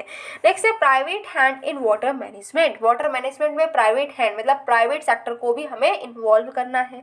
नेशनल वाटर पॉलिसी जो 2002 की है, 2012 की है, उसमें ये प्रपोज किया गया कि जो प्राइवेट हैंड है उसको हम वाटर मैनेजमेंट में यूज़ करें, मतलब कि प्राइवेट सेक्टर को भी इसमें इन्वॉल्व करें, जिससे कि हमारी जो पब्लिक प्राइवेट पार्टनरशिप है वो और ज़्यादा अच्छी हो जाएगी। नेक्स्ट है कि राइजिंग वाटर पोल्यूशन। ये तो हम बचपन से पढ़ते आ रहे हैं, क्लास थर्ड सेकंड इनसे ही पढ़ते हुए आ रहे हैं कि भैया 3 तरीके के पोल्यूशन पढ़ते आ रहे हैं। अब तो पोल्यूशन की वैरायटी बढ़ गई है खैर, लेकिन वाटर पोल्यूशन, एयर पोल्यूशन ये तो पढ़ते हुए आ ही रहे हैं ना। तो ये वाटर पोल्यूशन की प्रॉब्लम जो है आज की नई तो नहीं है, ये बहुत पहले से प्रॉब्लम चलती आ रही है। तो उसको टैकल करने के लिए हम बहुत पहले से कोशिश भी कर रहे हैं, बट हम सक्सेसफुल नहीं हो पा रहे हैं। तो उसको हमें और कोशिश को और अच्छा करना है, जिसको हम यहाँ पर और कोशिश में यही कर रहे हैं कि जो हमारा वेस्ट वाटर है उसको हम यूज़ कर सकें। और हमारी एक रिपोर्ट भी है, that is UN world water report, इसी साल आई है 2023 में, जिसमें कहा गया है कि जो वेस्ट वाटर है, जिसमें हम एग्रीकल्चर का जो रन ऑफ होता है वो सबसे बड़ा कॉज है जो वाटर पोल्यूशन, मतलब कि जो खेतों से पानी जाता है बहता हुआ और नदियों में मिल जाता है, वो जो है सबसे ज़्यादा वाटर पोल्यूशन को कर रहा है, ऐसा इस रिपोर्ट में बोला गया है। टैकलिंग वाटर स्कार्सिटी, हम देख रहे हैं कि पानी की कमी होती जा रही है। लगभग जो हमारी इंडिया में लोग रह रहे हैं, एशिया में जो लोग रह रहे हैं, उसमें 80% लोग ऐसे हैं जो कि वाटर स्ट्रेस को फेस कर रहे हैं। पर्टिकुलरली बात करें तो चाइना और इंडिया में, ऐसा भी इसी रिपोर्ट में कहा गया है। रिपोर्ट है UN वर्ल्ड वाटर रिपोर्ट 2023, इसमें कहा है कि एशिया में जो लोग रह रहे हैं उसमें 80% लोग वाटर स्ट्रेस को फेस कर रहे हैं, और इसमें ज़्यादातर लोग चाइना और इंडिया में ही हैं। तो इस चीज़ को भी हमें टैकल करना है। नेक्स्ट है कि जो वाटर को हम यूज़ करते हैं उसकी इफ़िशिएंसी बहुत लो है। एग्रीकल्चर में अगर बात करें तो लगभग 80% ग्राउंड वाटर को हम निकालते हैं, एक्सट्रैक्ट करते हैं और यूज़ करते हैं इरिगेशन में, क्रॉप्स में। जैसे कि अगर हम बात करें धान उगा रहे हैं या फिर हम गन्ने की खेती कर रहे हैं, तो उसमें बहुत ज़्यादा पानी की ज़रूरत होती है, और उस पानी को हम निकालते कहाँ हैं, निकालते हैं ग्राउंड वाटर से, राइट। ग्राउंड वाटर का ही इसमें यूज़ कर रहे हैं, तो इसका मतलब जो पानी का यूज़ कर रहे हैं वो इफ़िशिएंट मैनर में नहीं कर रहे हैं। साथ ही साथ में बात करें तो इंडिया जो है वो वर्चुअल नेट एक्सपोर्टर है वाटर का। क्यों? क्योंकि एग्रीकल्चरल प्रोडक्ट्स जो हैं वो हम एक्सपोर्ट करते हैं। मतलब क्या कि हम क्या करते हैं, सबसे ज़्यादा एग्रीकल्चर के प्रोडक्ट को एक्सपोर्ट कर रहे हैं। अभी जो प्रोडक्ट है इनको उगाने में, क्योंकि एग्रीकल्चर के जो प्रोडक्ट उनको हम उगा रहे हैं खेतों में, तो उसके लिए हमें क्या चाहिए होगा, पानी चाहिए होगा। तो ज़्यादातर पानी हम ग्राउंड वाटर से ले रहे हैं, तो उस पानी का यूज़ करके ही तो ये प्रोडक्ट्स जो हैं वो बने हैं। तो मतलब हम ज़्यादातर पानी को भी एक्सपोर्ट कर रहे हैं, ऐसा यहाँ पर कह सकते हैं। नेक्स्ट बात करें चैलेंजेस क्या हैं, तो चैलेंजेस ये है कि जो पानी है उसकी प्राइस कैसे फिक्स करें। सबसे बड़ी दिक्कत तो यही है। ट्रेड तो तब करेंगे ना, प्राइस जो है वो फिक्स होंगे। हमको पता है कि ये चीज़ 10 रुपये की, तभी तो हम जाकर खरीदेंगे। अब एक चीज़ एक जगह 10 रुपये की मिल रही, दूसरी जगह पर वो 20 की मिल रही, तीसरी जगह पर वो 8 रुपये की मिल रही है, तो हम तो यही कंफ्यूज हैं कहाँ जाएँ, कौन सी जगह पता नहीं कहाँ पर कितनी सस्ती मिल जाए। तो इस वजह से हम एक जगह से वो चीज़ खरीद ही नहीं पाएंगे, राइट। तो यानी कि एक फिक्स प्राइस होना चाहिए। जैसे पार्ले जी की बात करो तो अगर एक जगह वो 10 रुपये का मिल रहा है तो हमको पता है वो 10 रुपये वाली जो चीज़ है वो हर जगह कहीं पर भी हम चले जाएँ, हर शॉप पर वो 10 रुपये की ही मिलेगी। इसीलिए हमें जो आसपास जो दुकान मिलती है वहाँ से वो चीज़ खरीद लाते हैं। वहीं पर अगर हमें पता ही ना हो कि वो चीज़ कितने की मिलेगी, तो हम यही सोचते रहेंगे यहाँ पर ये 10 की मिल रही है, हो सकता है पड़ोस में वो चीज़ 5 रुपये मिल जाए, वहाँ गए तो पता चला वो 15 की मिली, हम सोचेंगे तीसरी जगह हो सकता है वो 8 रुपये की मिल जाए। इस वजह से हम पूरी मार्केट में घूमते ही रहेंगे और कोई चीज़ खरीद नहीं पाएंगे। इसीलिए ज़रूरत होती है कि हर चीज़ का प्राइस फिक्स होना चाहिए। तो यहाँ पर यही प्रॉब्लम देखने को मिल रही है कि वाटर का प्राइस कितना फिक्स करें, ये दिक्कत सबसे बड़ी यहाँ पर देखने को मिलेगी कि जो पानी है उसका प्राइस हम किस क्राइटेरिया पर बेस्ड हम क्या करेंगे, फिक्स करेंगे। नेक्स्ट है स्टोरेज। अभी जो वेस्ट वाटर है ये तो बहुत ज़्यादा बन रहा है, इसको स्टोर कहाँ पर करें, क्योंकि वेस्ट वाटर वो कंटिन्यूसली बनता जा रहा है। ट्रीटमेंट प्रोसेस भी कंटिन्यूस होनी चाहिए, तभी तो हम उसको बेच पाएंगे। क्योंकि हमें यहाँ पर वेस्ट वाटर को नहीं बेचना है, ट्रीटमेंट करने के बाद उस पानी को बेचना है। तो ट्रीटमेंट भी कंटिन्यूस होना चाहिए, और इसके लिए पानी जो है उसको स्टोर करने की ज़रूरत होगी। नेक्स्ट है कि जो डिमांड या फिर डिमांड को क्रिएट करना, डिमांड को आइडेंटिफाई करना, ये भी एक बड़ी दिक्कत देखने को मिलती है। क्योंकि जो ट्रीटेड वेस्ट वाटर है वो ट्रेडेबल कमोडिटी है। इसको बनाने के लिए चाहिए कि उसकी डिमांड भी तो होनी चाहिए। किसी चीज़ को आप बेचना तो चाहते हैं, बट कैसे बेच पाएंगे? आप तभी उस चीज़ को बेच सकते हैं जब कोई उसको खरीदना चाहे। अगर उसको कोई खरीदना ही नहीं चाहता तो आप कितनी भी आवाज़ लगाते रहो, कोई चीज़ जब कोई खरीदना नहीं चाह रहा तो वो आप चीज़ बेच ही नहीं सकते। बेचने के लिए ज़रूरत है कि उसकी डिमांड होनी चाहिए, लोग उसको खरीदना चाहें, राइट। तो इसलिए हमने क्या किया है कि ट्रीटेड वेस्ट वाटर को तैयार तो कर लिया, हम कह रहे हैं कि इसको बेचा जाएगा, बट अब हमें ज़रूरत ये है कि उसको खरीदने वाले भी हों, तो उसकी डिमांड को क्रिएट भी करना ही पड़ेगा। नेक्स्ट है कि सप्लाई को भी एश्योर करना है। ऐसा नहीं है कि एक दिन हमने कहा कि ये पानी जो है वो बिक रहा है, लोग आए उस पानी को खरीदने चले आए, बट दूसरे दिन भी वो लोग आए पानी को खरीदने, बट वहाँ पर पानी ही नहीं है। अब वो कह रहे कि अरे ये क्या हुआ, एक दिन हम आए थे हमें मिल गया, दूसरे दिन मिल नहीं रहा है, तो हम इस चीज़ पर डिपेंड नहीं हो पाएंगे। इसलिए चाहिए कि जो डिमांड हमने क्रिएट की है उसको हम हर टाइम फुलफिल भी कर पाएँ, उसकी सप्लाई को भी कंटिन्यूसली हम दे पाएँ बिना किसी भी इंटरप्शन के। ठीक है, जो लोग हम पर डिपेंड हो रहे हैं फिर उनको वो चाहिए ही चाहिए, तो हम उस चीज़ को प्रोवाइड करवा पाएँ। ठीक है। अब यहाँ पर वर्चुअल वाटर क्या होता है? वर्चुअल वाटर का मतलब है कि जैसे हमारी जो सर्विसेज है, प्रोडक्ट हैं, उसमें जो पानी छिपा हुआ होता है उसको हम वर्चुअल वाटर बोलते हैं। जैसे कि अगर हम बात करें तो अगर हम बात करते हैं चाय की, ठीक है, हम बोल रहे भैया हम चाय पी रहे हैं, लेकिन हमको पता है उस चाय को बनाने के लिए हमको दूध भी चाहिए, लेकिन हमने पानी भी लिया है, उसमें और बहुत सारे इंग्रेडिएंट्स भी डाले हैं, तब वो चाय बनी है। तो अब चाय को तो हम देख रहे हैं ये तो चाय है, लेकिन ये तो हमें पता है ना कि वो चाय बनी कैसे, उसमें पानी भी पड़ा है, तो यानी कि उसमें क्या है, वो पानी छिपा हुआ है जो हमें दिख नहीं रहा है बट है तो उसमें। तो वो चीज़ जो होती है ना वो होता है वर्चुअल वाटर, मतलब हमें दिख नहीं रहा है बट ऑब्वियसली उसमें है तो वो चीज़, राइट। तो ये होता है चाय। जैसे कि अगर हम बात करें कि हमने अपने घर में कोई प्लांट लगा रखा है, तो प्लांट जो है ना उसमें हमने पानी तो लगाया होगा ना, उस प्लांट को पानी दिया होगा, फिर जाकर उसमें कहीं फूल आए होंगे, तो उस फूल में क्या है, पानी तो छिपा हुआ है, वो पानी जो हमने उसको दिया था, उस प्लांट को दिया था, मतलब कि उस फूल में क्या है, वर्चुअल वाटर है जो हमने दिया था, बट वो फूल दिख रहा है हमें, उसमें पानी नहीं दिख रहा है, लेकिन दिया तो था ना पानी, उस पानी की वजह से वो फूल खिला है। तो ये होता है वर्चुअल वाटर। आप देखिए वाटर ट्रेडिंग के मामले में दुनिया भर में कहाँ कहाँ पर अच्छे अच्छे काम हुए हैं। तो ऑस्ट्रेलिया की बात करें तो जो हमारा मरे डार्लिंग बेसिन है, ठीक है, जिसको मरे डार्लिंग भी बोलते हैं, तो मरे डार्लिंग बेसिन है, वहाँ पर क्या होता है कि वाटर ट्रेडिंग बहुत अच्छा बेस्ट मेथड बन के साबित हो पाया है। ठीक है, तो इस बेसिन में क्या हुआ है कि वाटर ट्रेडिंग की गई और वो बहुत सक्सेसफुल रही है। स्पेन की बात करें तो वहाँ पर वाटर मार्केट एक्सचेंजेस बनाए गए हैं, जिससे कि वो जो बेसिन है जहाँ से पानी स्कार्सिटी होता था, वहाँ पर अब पानी बहुत अच्छा अवेलेबल भी है और उस बेसिन का हालात भी सुधर गए हैं। साउथ अफ्रीका में भी वाटर ट्रेडिंग बहुत अच्छे से सक्सेसफुल रही है। यहाँ पर जो है वाटर राइट्स को भी रीएलोकेट किया गया है। अब बात की जाए कि जो वाटर क्राइसिस एग्रीकल्चर में होता है, इसको सॉल्व करने के लिए क्रॉप डाइवर्सिफिकेशन का हम यूज़ कर सकते हैं। इसका मतलब क्या है कि हम जो एक क्रॉप वहाँ पर करते थे उसकी जगह पर हम क्या करेंगे कि अलग अलग क्रॉप्स को करना शुरू कर दें, जिससे कि ऐसे कि जो हमारे सीरियल है, पल्सेस है, वेजिटेबल है, फ्रूट है, ऑयल सीड है, इनको हम करना शुरू कर दें।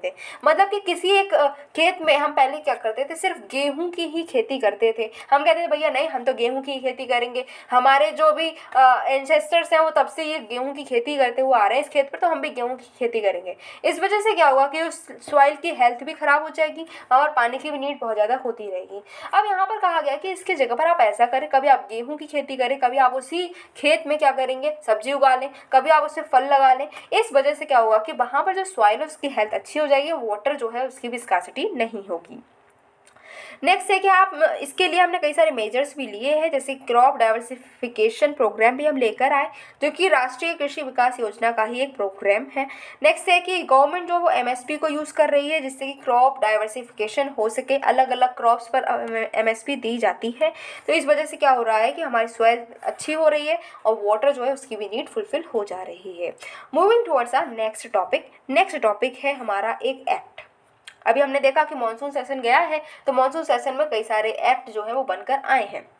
तो हर एक सब्जेक्ट जो भी हम पढ़ते जा रहे हैं इस मैगजीन में, उसमें कई सारे एक्ट्स को भी कवर कर रहे हैं। इन्वायरमेंट में भी कई सारे एक्ट्स आए हैं, जिसमें पहला एक्ट हमारा है coastal aquaculture authority amendment act 2023। इसको द हिंदू और इंडियन एक्सप्रेस दोनों ही न्यूज़पेपर ने कवर किया है।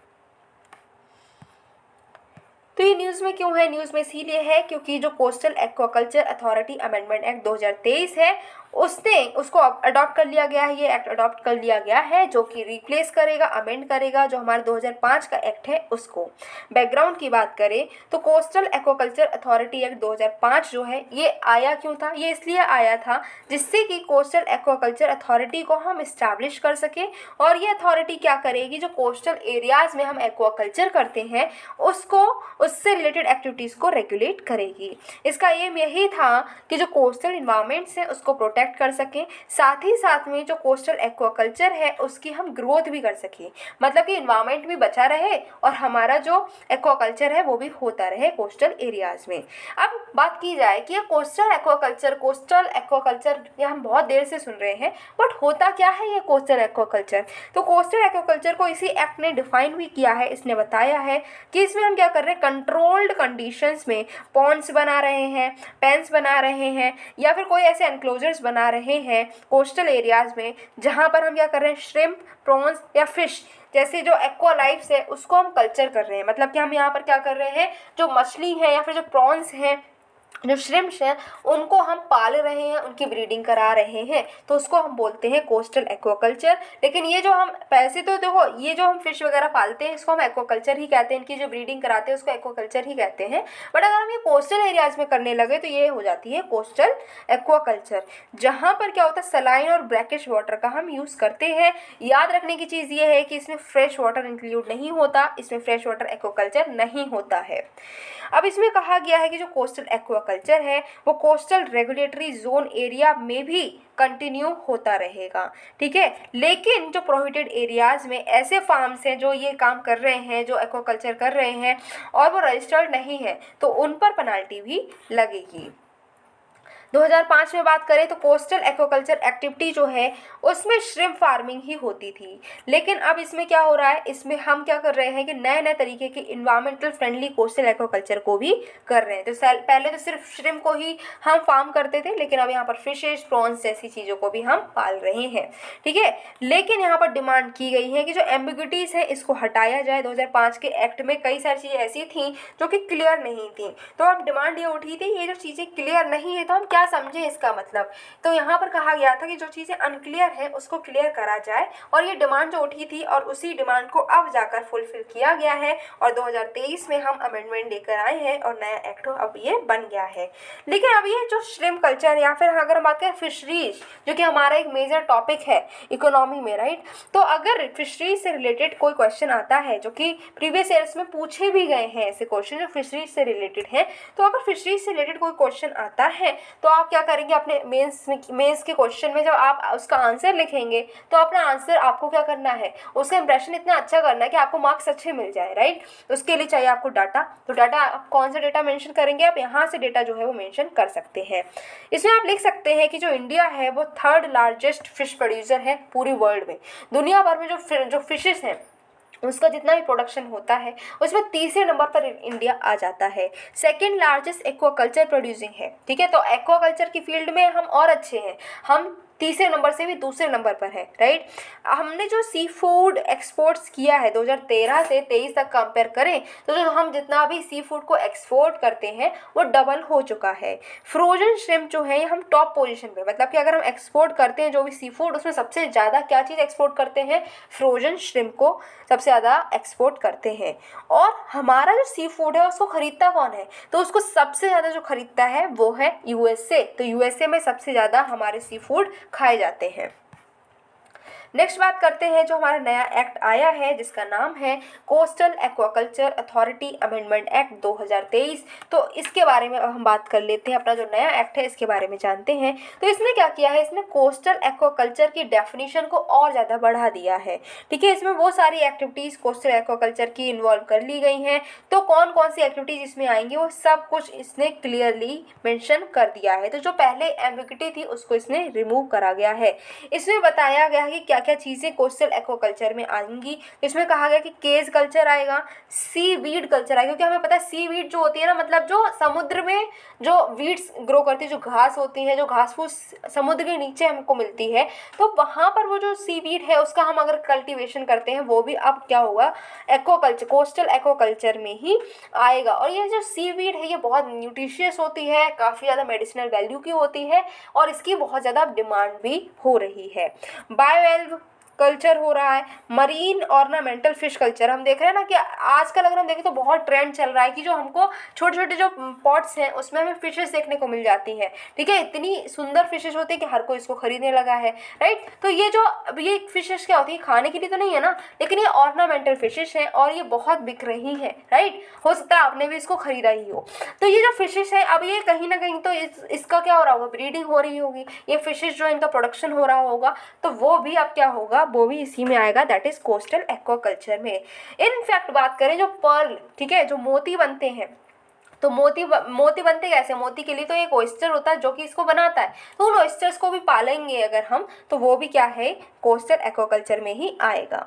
नेक्स्ट है कि रजिस्ट्रेशन जो ग्रांट किया गया है कोस्टल एक्वाकल्चर अथॉरिटी एक्ट के द्वारा, वो प्रिवेल रहेगा, ठीक है, और उसको वैलिड परमिशन हम मानेंगे। कहाँ पर, जो CRZ नोटिफिकेशन है उसके under. Additional role of coastal aquaculture authority, जो कोस्टल एक्वाकल्चर अथॉरिटी है उसके रोल भी अब बढ़ा दिए गए हैं, ठीक है। स्टैंडर्ड्स को फिक्स किया गया है इनपुट्स के लिए, और जो एफ्लुएंट्स डिस्चार्ज होंगे एक्वाकल्चर यूनिट से उसके स्टैंडर्ड्स फिक्स कर दिए गए हैं। जो कुछ ऐसे इनपुट्स जिससे इन्वायरमेंट को हार्म होगा, उन इनपुट्स का यूज़ करना अब प्रोविजन में ला दिया गया है। मॉनिटर किया जाएगा, रेगुलेट किया जाएगा यूनिट्स को, एमिशंस को और इनपुट्स को। नेक्स्ट है कि कुछ पेनल्टीज़ को हमने फिक्स करा है, अगर एक्वाकल्चर जो है कोस्टल एक्वाकल्चर जा रहा है तो यहाँ पर क्या होगा कि पेनल्टीज़ फिक्स कर दी गई हैं, और अगर इस चीज़ को इलीगली किया जा रहा है तो उसको डिक्रिमिनलाइज भी कर दिया गया है। मतलब कि अगर आप इलीगल क्या कर रहे हैं कि आप कोस्टल एक्वाकल्चर कर रहे हैं, रजिस्ट्रेशन नहीं है, तो इसका मतलब ये नहीं कि आपको जेल हो जाएगी, जेल तो नहीं होगी, बट हाँ जो जुर्माना लगेगा वो काफ़ी भारी भरकम लगेगा। नेक्स्ट है परमिटिंग सर्टेन एक्वाकल्चर एक्टिविटीज़ इन CRZ एरियाज़। तो कुछ एक्वाकल्चर एक्टिविटीज़ हैं जिसको अब हम क्या कर सकते हैं, जो कोस्टल रेगुलेशन जोन है उसमें भी परमिट कर दिया गया है, जैसे कि हैचरीज, ठीक है, nucleus breeding centres, brood stock multiplication centres, ये सब जो है इस्टेब्लिश हो सकते हैं उन एरियाज़ में जहाँ पर अभी तक कोई भी डेवलपमेंट नहीं होता था। फिर है कि एंटीबायोटिक्स और फार्माकोलॉजिकली एक्टिव सब्सटेंसेस का यूज़ नहीं किया जाएगा, उसको प्रिवेंट कर दिया गया है। नेक्स्ट है कि ये होता क्या है, ये कोस्टल रेगुलेशन जोन नोटिफिकेशन 2019 क्या है, इसके बारे में अगर हम जानें तो इस नोटिफिकेशन के मुताबिक अगर हम बात करें तो इसमें कहा गया है कि कुछ कोस्टल एरियाज़ हैं उसको कोस्टल रेगुलेशन जोन जो है उसके रूप में डिक्लेयर किया गया है, जहाँ पर कोई भी इंडस्ट्री नहीं लगाई जा सकती है या फिर कोई भी इंडस्ट्रियल वर्क भी नहीं हो सकता है, कोई भी डेवलपमेंटल वर्क या फिर डेवलपमेंटल प्रोजेक्ट्स ही वहाँ पर लगाना मना है। अभी जो नोटिफिकेशन है ये कहता है कि नो डेवलपमेंट जोन्स भी हैं, ठीक है। तो अलग अलग कोस्टल एरियाज़ को अलग अलग कैटेगरीज में डिवाइड किया है, जिसमें एक नो डेवलपमेंटल जोन्स भी है जहां पर कुछ भी डेवलपमेंटल एक्टिविटी नहीं हो सकती है।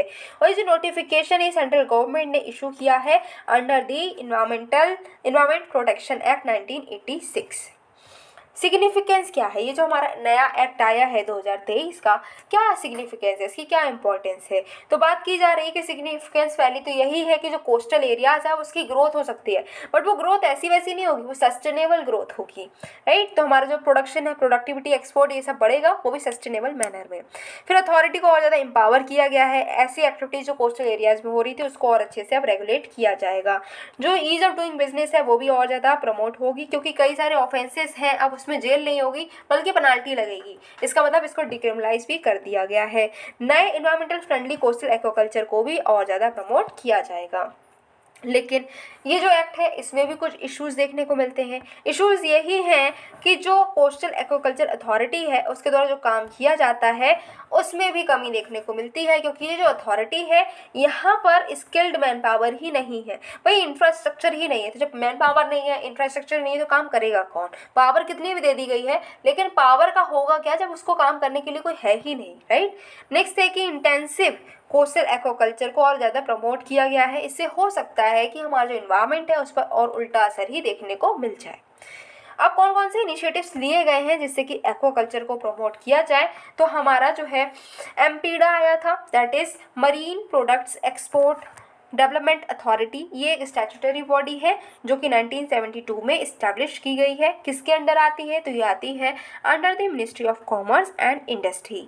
इसका काम यही है कि जो मरीन प्रोडक्ट है उसका एक्सपोर्ट को और ज़्यादा प्रमोट किया जाए। नेक्स्ट है ब्लू रिवॉल्यूशन, जैसे कि ग्रीन रिवॉल्यूशन आया था वैसे ही ब्लू रिवॉल्यूशन है, और ये फिशरीज और एक्वाकल्चर सेक्टर को और ज़्यादा प्रमोट करने के लिए लाया गया। नेक्स्ट है प्रधानमंत्री मत्स्य संपदा योजना। ठीक है, तो ये योजना लेकर आए हैं हमारी सरकार, जिससे कि जो फिशरीज है, इनलैंड फिशरीज और एक्वाकल्चर जो है उसको और ज़्यादा प्रमोट किया जाए। नेक्स्ट टॉपिक है हमारा एग्रो फॉरेस्ट्री। क्यों है न्यूज़ में एग्रो फॉरेस्ट्री? तो एग्रो फॉरेस्ट्री इसलिए न्यूज़ में है क्योंकि हमारी जो सरकार है उसने एक फैक्ट शीट को रिलीज़ किया है कि कैसे हम एग्रो फॉरेस्ट्री को हम प्रमोट कर सकते हैं। इसके लिए एक फैक्ट शीट जो है वो अभी रिलीज़ हुई है और इस शीट को जो है तैयार किया गया है Indian council of forest research and education के द्वारा। तो इन्होंने ये फैक्ट शीट रिलीज़ की है। अब क्या है और न्यूज़ यही है कि जो रिपोर्ट है, ये जो फैक्ट शीट है, इसमें कुछ डिटेल्स दी गई है। लगभग 36 स्पेसिफिक स्पीसीज को हम कैसे कल्टीवेट करेंगे, इसकी डिटेल्स इस फैक्ट शीट में प्रोवाइडेड है, जिसमें बैम्बू को भी इंक्लूड किया गया है। और ये जो ये हमारी स्पीसीज़ हैं 36 स्पीसीज, ये हम होम गार्डन में भी उगा सकते हैं। ठीक है, 36 स्पीसीज में क्या क्या है? तो यहाँ पर है लेसोसेफाला, ठीक है, जिसको हम सुबाबुल भी बोलते हैं, और यूकेलिप्टस की भी कई सारी वैरायटीज़ यहाँ पर बताई गई हैं। ये जो सुबाबुल है ये क्या है? तो ये एक इन्वेसिव स्पीसी के तौर पर जाना जाता है। ठीक है, और ऐसा माना गया है कि लगभग 20 कंट्रीज़ में ये वीड के तौर पर रिपोर्ट भी किया गया है IUCN डेटाबेस के मुताबिक। यूकेलिप्टस जो है इसको हम हाईली वाटर इंटेंसिव भी बोलते हैं। तो बात की जाए यहाँ पर कि ये जो रिपोर्ट है ये कौन लेकर आया है? ये लेकर आया है, तैयार की गई है ये sheet Indian council of forestry research and education के द्वारा। तो इसकी अगर हम बात करते हैं तो ये है क्या? ये एक ऑटोनोमस काउंसिल है जो कि ministry of environment, forest and climate change के अंडर आती है। ठीक है, और इसका जो हेडक्वार्टर वो देहरादून में है। ऑब्जेक्टिव इसका यही है कि जो फॉरेस्ट्री रिसर्च है, एजुकेशन है, इसके और जो कंट्री की नीड्स है उसको ये क्या करेंगे, उसकी ध्यान रखेंगे, उसकी टेकिंग केयर करने वाले ये हैं।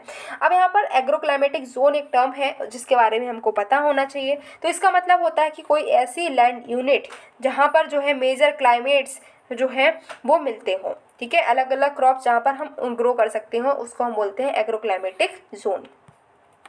अब ये एग्रो फॉरेस्ट्री होती क्या है? क्योंकि मेन टॉपिक तो हमारा एग्रो फॉरेस्ट्री ही है।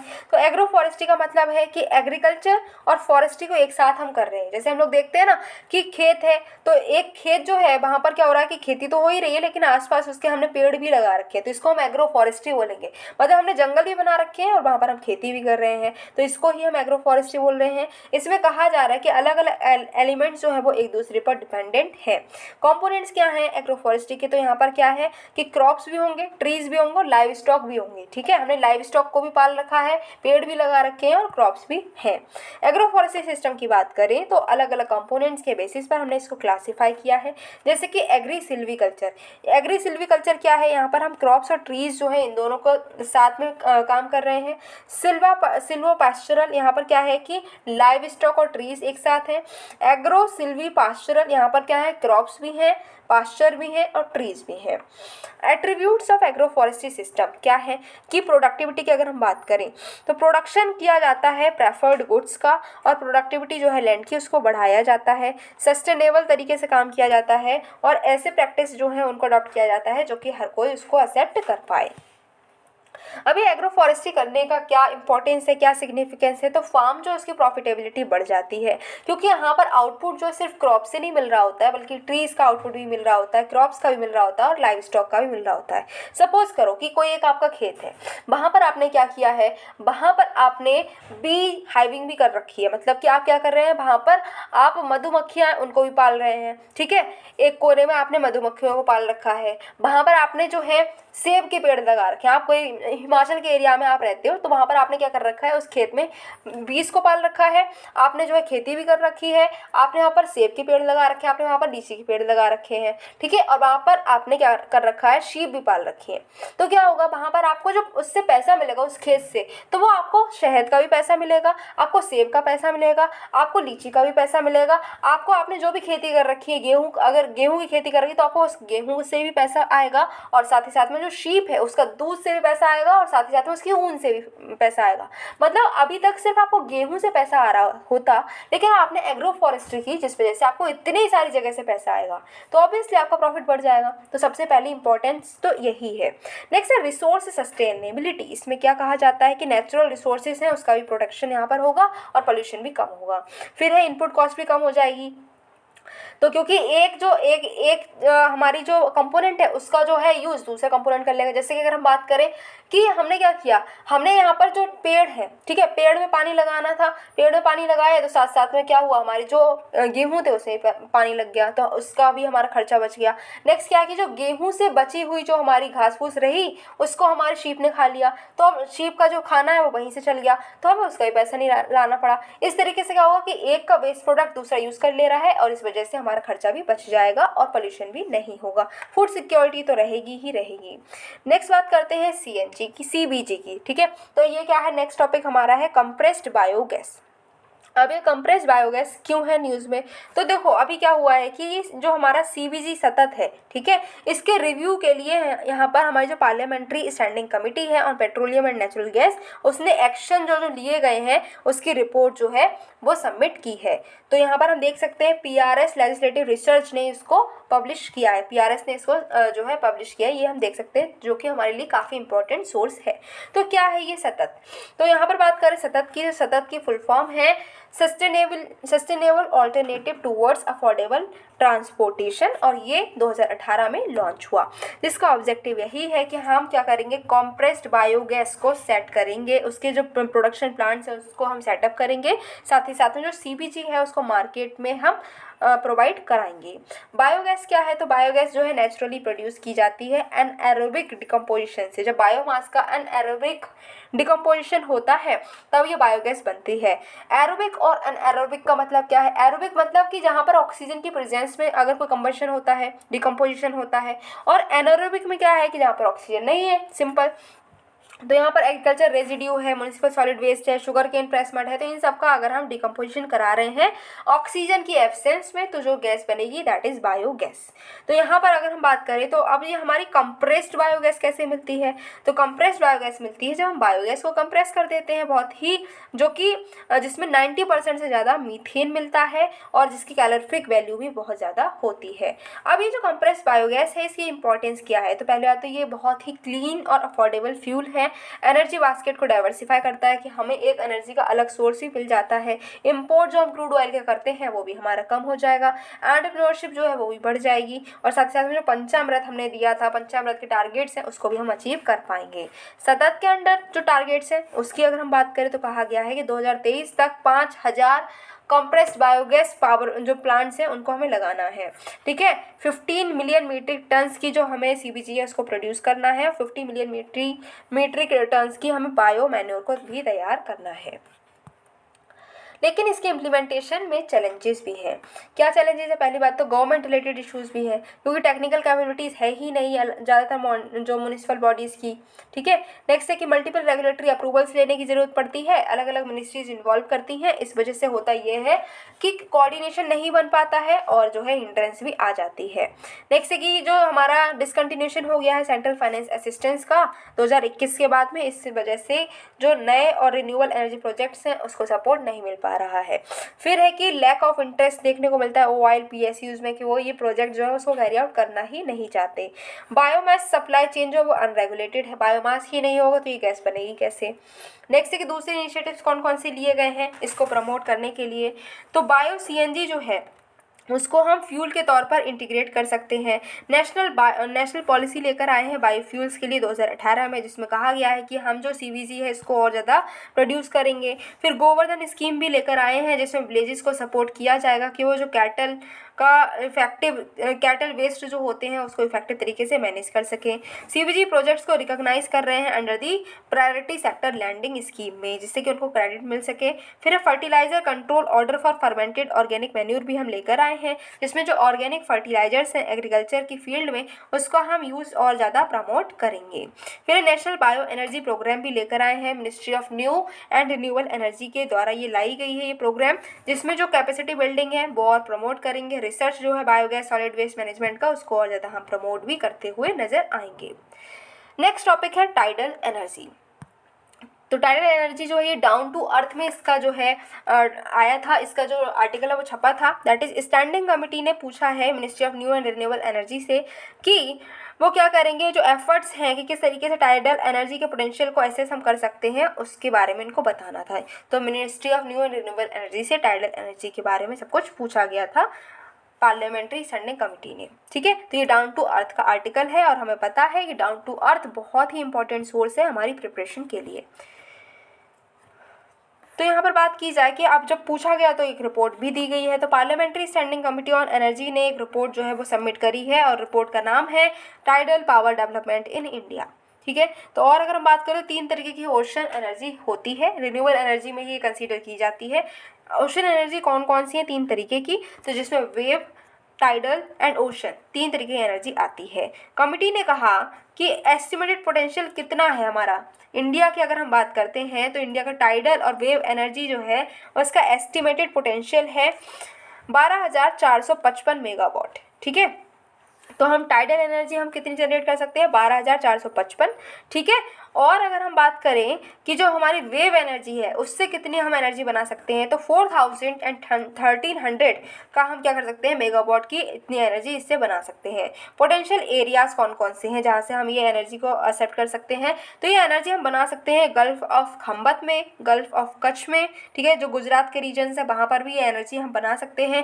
पाक में मन्नार चैनल जो है तमिलनाडु में, वहाँ पर भी एनर्जी जनरेट कर सकते हैं। हुगली रिवर जो है हल्दिया के साउथ में भी और सुंदरबंस में भी हम ये एनर्जी बना सकते हैं। ओशन थर्मल एनर्जी का जो पोटेंशियल है वो अभी तक एस्टिमेट नहीं किया गया है। अदर तरीके की ओशन एनर्जी कौन कौन सी? तो वेव एनर्जी है, ओशन करंट एनर्जी है, ओशन थर्मल एनर्जी कन्वर्जन है और सैलिनिटी ग्रेडियंट। तो ये सारी एनर्जी जो है ये हम शंकर आईएएस की बुक में जब रिन्यूएबल एनर्जी का टॉपिक पढ़ते हैं उसमें बहुत ही डिटेल में इन सब चीज़ों को हम पढ़ते ही हैं। टाइडल एनर्जी के बारे में बात करें तो ये कैसे होता है, तो हम जानते हैं टाइड्स आती हैं। तो टाइड्स आती तो होता क्या है कि जो ग्रेविटी है मून की और सन की और अर्थ की, इनकी वजह से क्या होता है कि पानी है वो राइज करता है, फॉल करता है, राइज करता है और फॉल करता है। तो इस राइज और फॉल का ही यूज़ करते हुए एनर्जी को बनाया जाएगा। ठीक है, इसके लिए हम टाइडल बराजेस बना सकते हैं और टाइडल स्ट्रीम टर्बाइंस बना सकते हैं और इन दोनों को ही यूज़ करके हम टाइडल एनर्जी को बना सकते हैं। लेकिन ये जो एनर्जी है इसको हमने देखा इतनी सारी पोटेंशियल भी है, कहाँ कहाँ से बना सकते हैं वो भी देख लिया, बट इसमें भी चैलेंजेस है। पहली बात तो टेक्नोलॉजिकल चैलेंजेस आ रहे हैं, जैसे कि जो टरबाइन की एफिशिएंसी है वो बहुत ही कम है, इक्विपमेंट की कॉस्ट बहुत ही ज़्यादा है। तो जितने की तो एनर्जी नहीं बना रहे उतना तो खर्च हो जा रहा है हमारा पैसा, राइट। तो इसलिए ये जो है ज़्यादा हमारे लिए फीजिबल नहीं लग रहा। नेक्स्ट है कोरोजन, क्योंकि सॉल्ट वाटर है उससे क्या होता है बहुत ज़्यादा कोरोजन हो जाता है और इस वजह से जो डिज़ाइन है, कंस्ट्रक्शन है, जो हमारे जो टरबाइन वगैरह जो हम लगाएंगे उसका कोरोजन बहुत ज़्यादा हो जाएगा। ये भी हमारे लिए एक दिक्कत की बात है। फाइनेंशियल कंस्ट्रेंट्स भी देखने को मिलेंगे क्योंकि ये जो कॉस्ट है वो बहुत ज़्यादा लग रही है, तो उस कॉस्ट के लिए पैसा कहाँ से आएगा, राइट। तो ये भी दिक्कत देखने को मिल रही है। फिर लैक ऑफ इंटरेस्ट, जो फाइनेंशियल इंस्टीट्यूशंस है वो इस फील्ड में पैसा देना ही नहीं चाह रहे हैं। इन्वायरमेंटल भी देखें तो यहाँ पर क्या होगा कि फ्लशिंग और इरोजन जो है इससे क्या होगा कि जो वेजिटेशन है उस एरिया का उस पर भी उल्टा प्रभाव पड़ेगा। अब देखते हैं न्यूज इन शॉर्ट्स को। डिटेल तो हमने सारी देख ही ली है, शॉर्ट्स में देखते हैं। तो सबसे पहला है अर्बन रिवर मैनेजमेंट प्लान, जिसको हम URMPS बोल रहे हैं। तो committee of national mission for clean Ganga ने अप्रूव करा है एक प्रोजेक्ट, जिसमें क्या किया जाएगा कि हम अर्बन रिवर मैनेजमेंट प्लान्स को तैयार करेंगे 60 सिटीज़ के लिए। प्रोजेक्ट जो है वो river cities aliens under Namami Gange का ही पार्ट है। और ये जो रिवर सिटी एलियंस है ये 2021 में स्टार्ट हुआ। ये एक जॉइंट इनिशिएटिव है मिनिस्ट्री ऑफ जल शक्ति और ministry of housing urban affairs का, जिसमें इनका विजन यही है कि जो रिवर सिटीज़ हैं उसको हम क्या कर सकें, उनको कनेक्ट करेंगे और जो डेवलपमेंट है वो रिवर सेंट्रिक डेवलपमेंट करेंगे सस्टेनेबल मैनर में। 2 फेजेस में ये प्रोजेक्ट में काम होगा। पहले फेज में 25 सिटीज़ को हम कवर करने वाले हैं जो कि गंगा बेसिन स्टेट्स हैं उसमें, जैसे कि उत्तराखंड, उत्तर प्रदेश, बिहार, झारखंड और वेस्ट बंगाल। ये 5 जो हमारी स्टेट्स हैं जहाँ से मेजरली रिवर जो गंगा रिवर है वो बहती है। तो इन 5 स्टेट से 25 सिटीज़ को निकालेंगे और उनका हम क्या करने वाले हैं, डेवलपमेंट करने वाले हैं।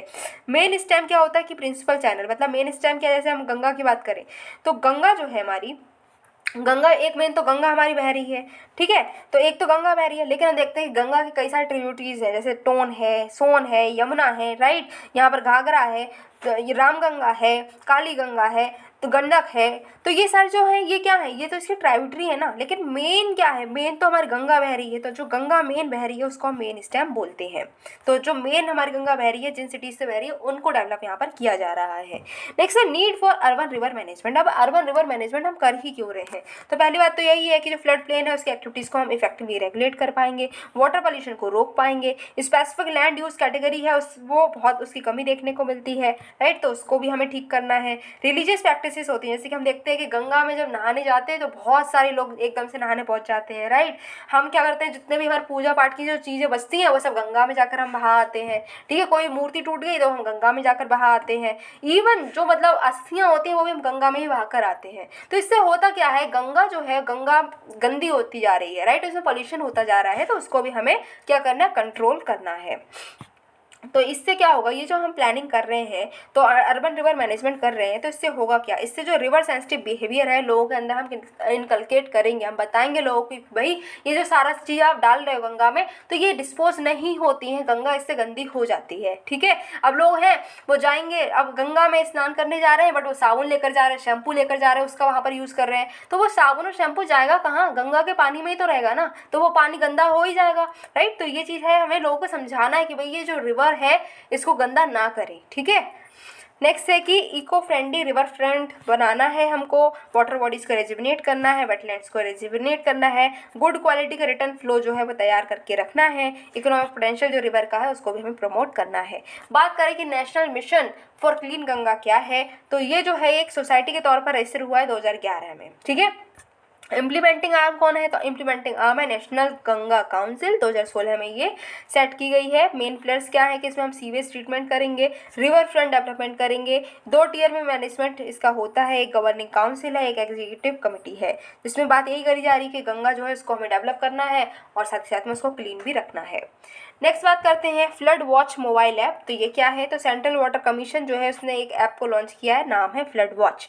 फ्लड वॉच जो है ये रियल टाइम में फ्लड की सिचुएशन जो हो रही है कंट्रीज़ में उसके बारे में बताता है कि एक पर्टिकुलर एरिया में यहाँ पर फ्लड आ सकती है और यहाँ पर आई हुई है, तो ये सारी डेटा जो है ये ऐप बताता है। फ्लड वॉच ऐप जो है ये एडवांस टेक्नोलॉजीज़ का यूज़ करता है, जैसे कि सैटेलाइट के जो डेटा मिलता है उसको एनालाइज करता है, मैथमेटिकल मॉडलिंग का यूज़ करता है, रियल टाइम मॉनिटरिंग करता है जिससे कि एक्यूरेटली डेटा प्रोवाइड कर सके। नेक्स्ट है मिनीमाटा कन्वेंशन ऑन मरकरी, तो मिनीमाटा कन्वेंशन ऑन मरकरी 2013 में अडॉप्ट किया गया था जिनेवा में, ये पहला ग्लोबली लीगली बाइंडिंग है। तो पहली चीज़ तो आपको यही याद रखना है कि ये जो मिनीमाटा कन्वेंशन है ये लीगली बाइंडिंग है, ठीक है, जिसमें क्या करा जा रहा है कि जो मरकरी से होने वाले ह्यूमन इफेक्ट है उनको रोका जा रहा है।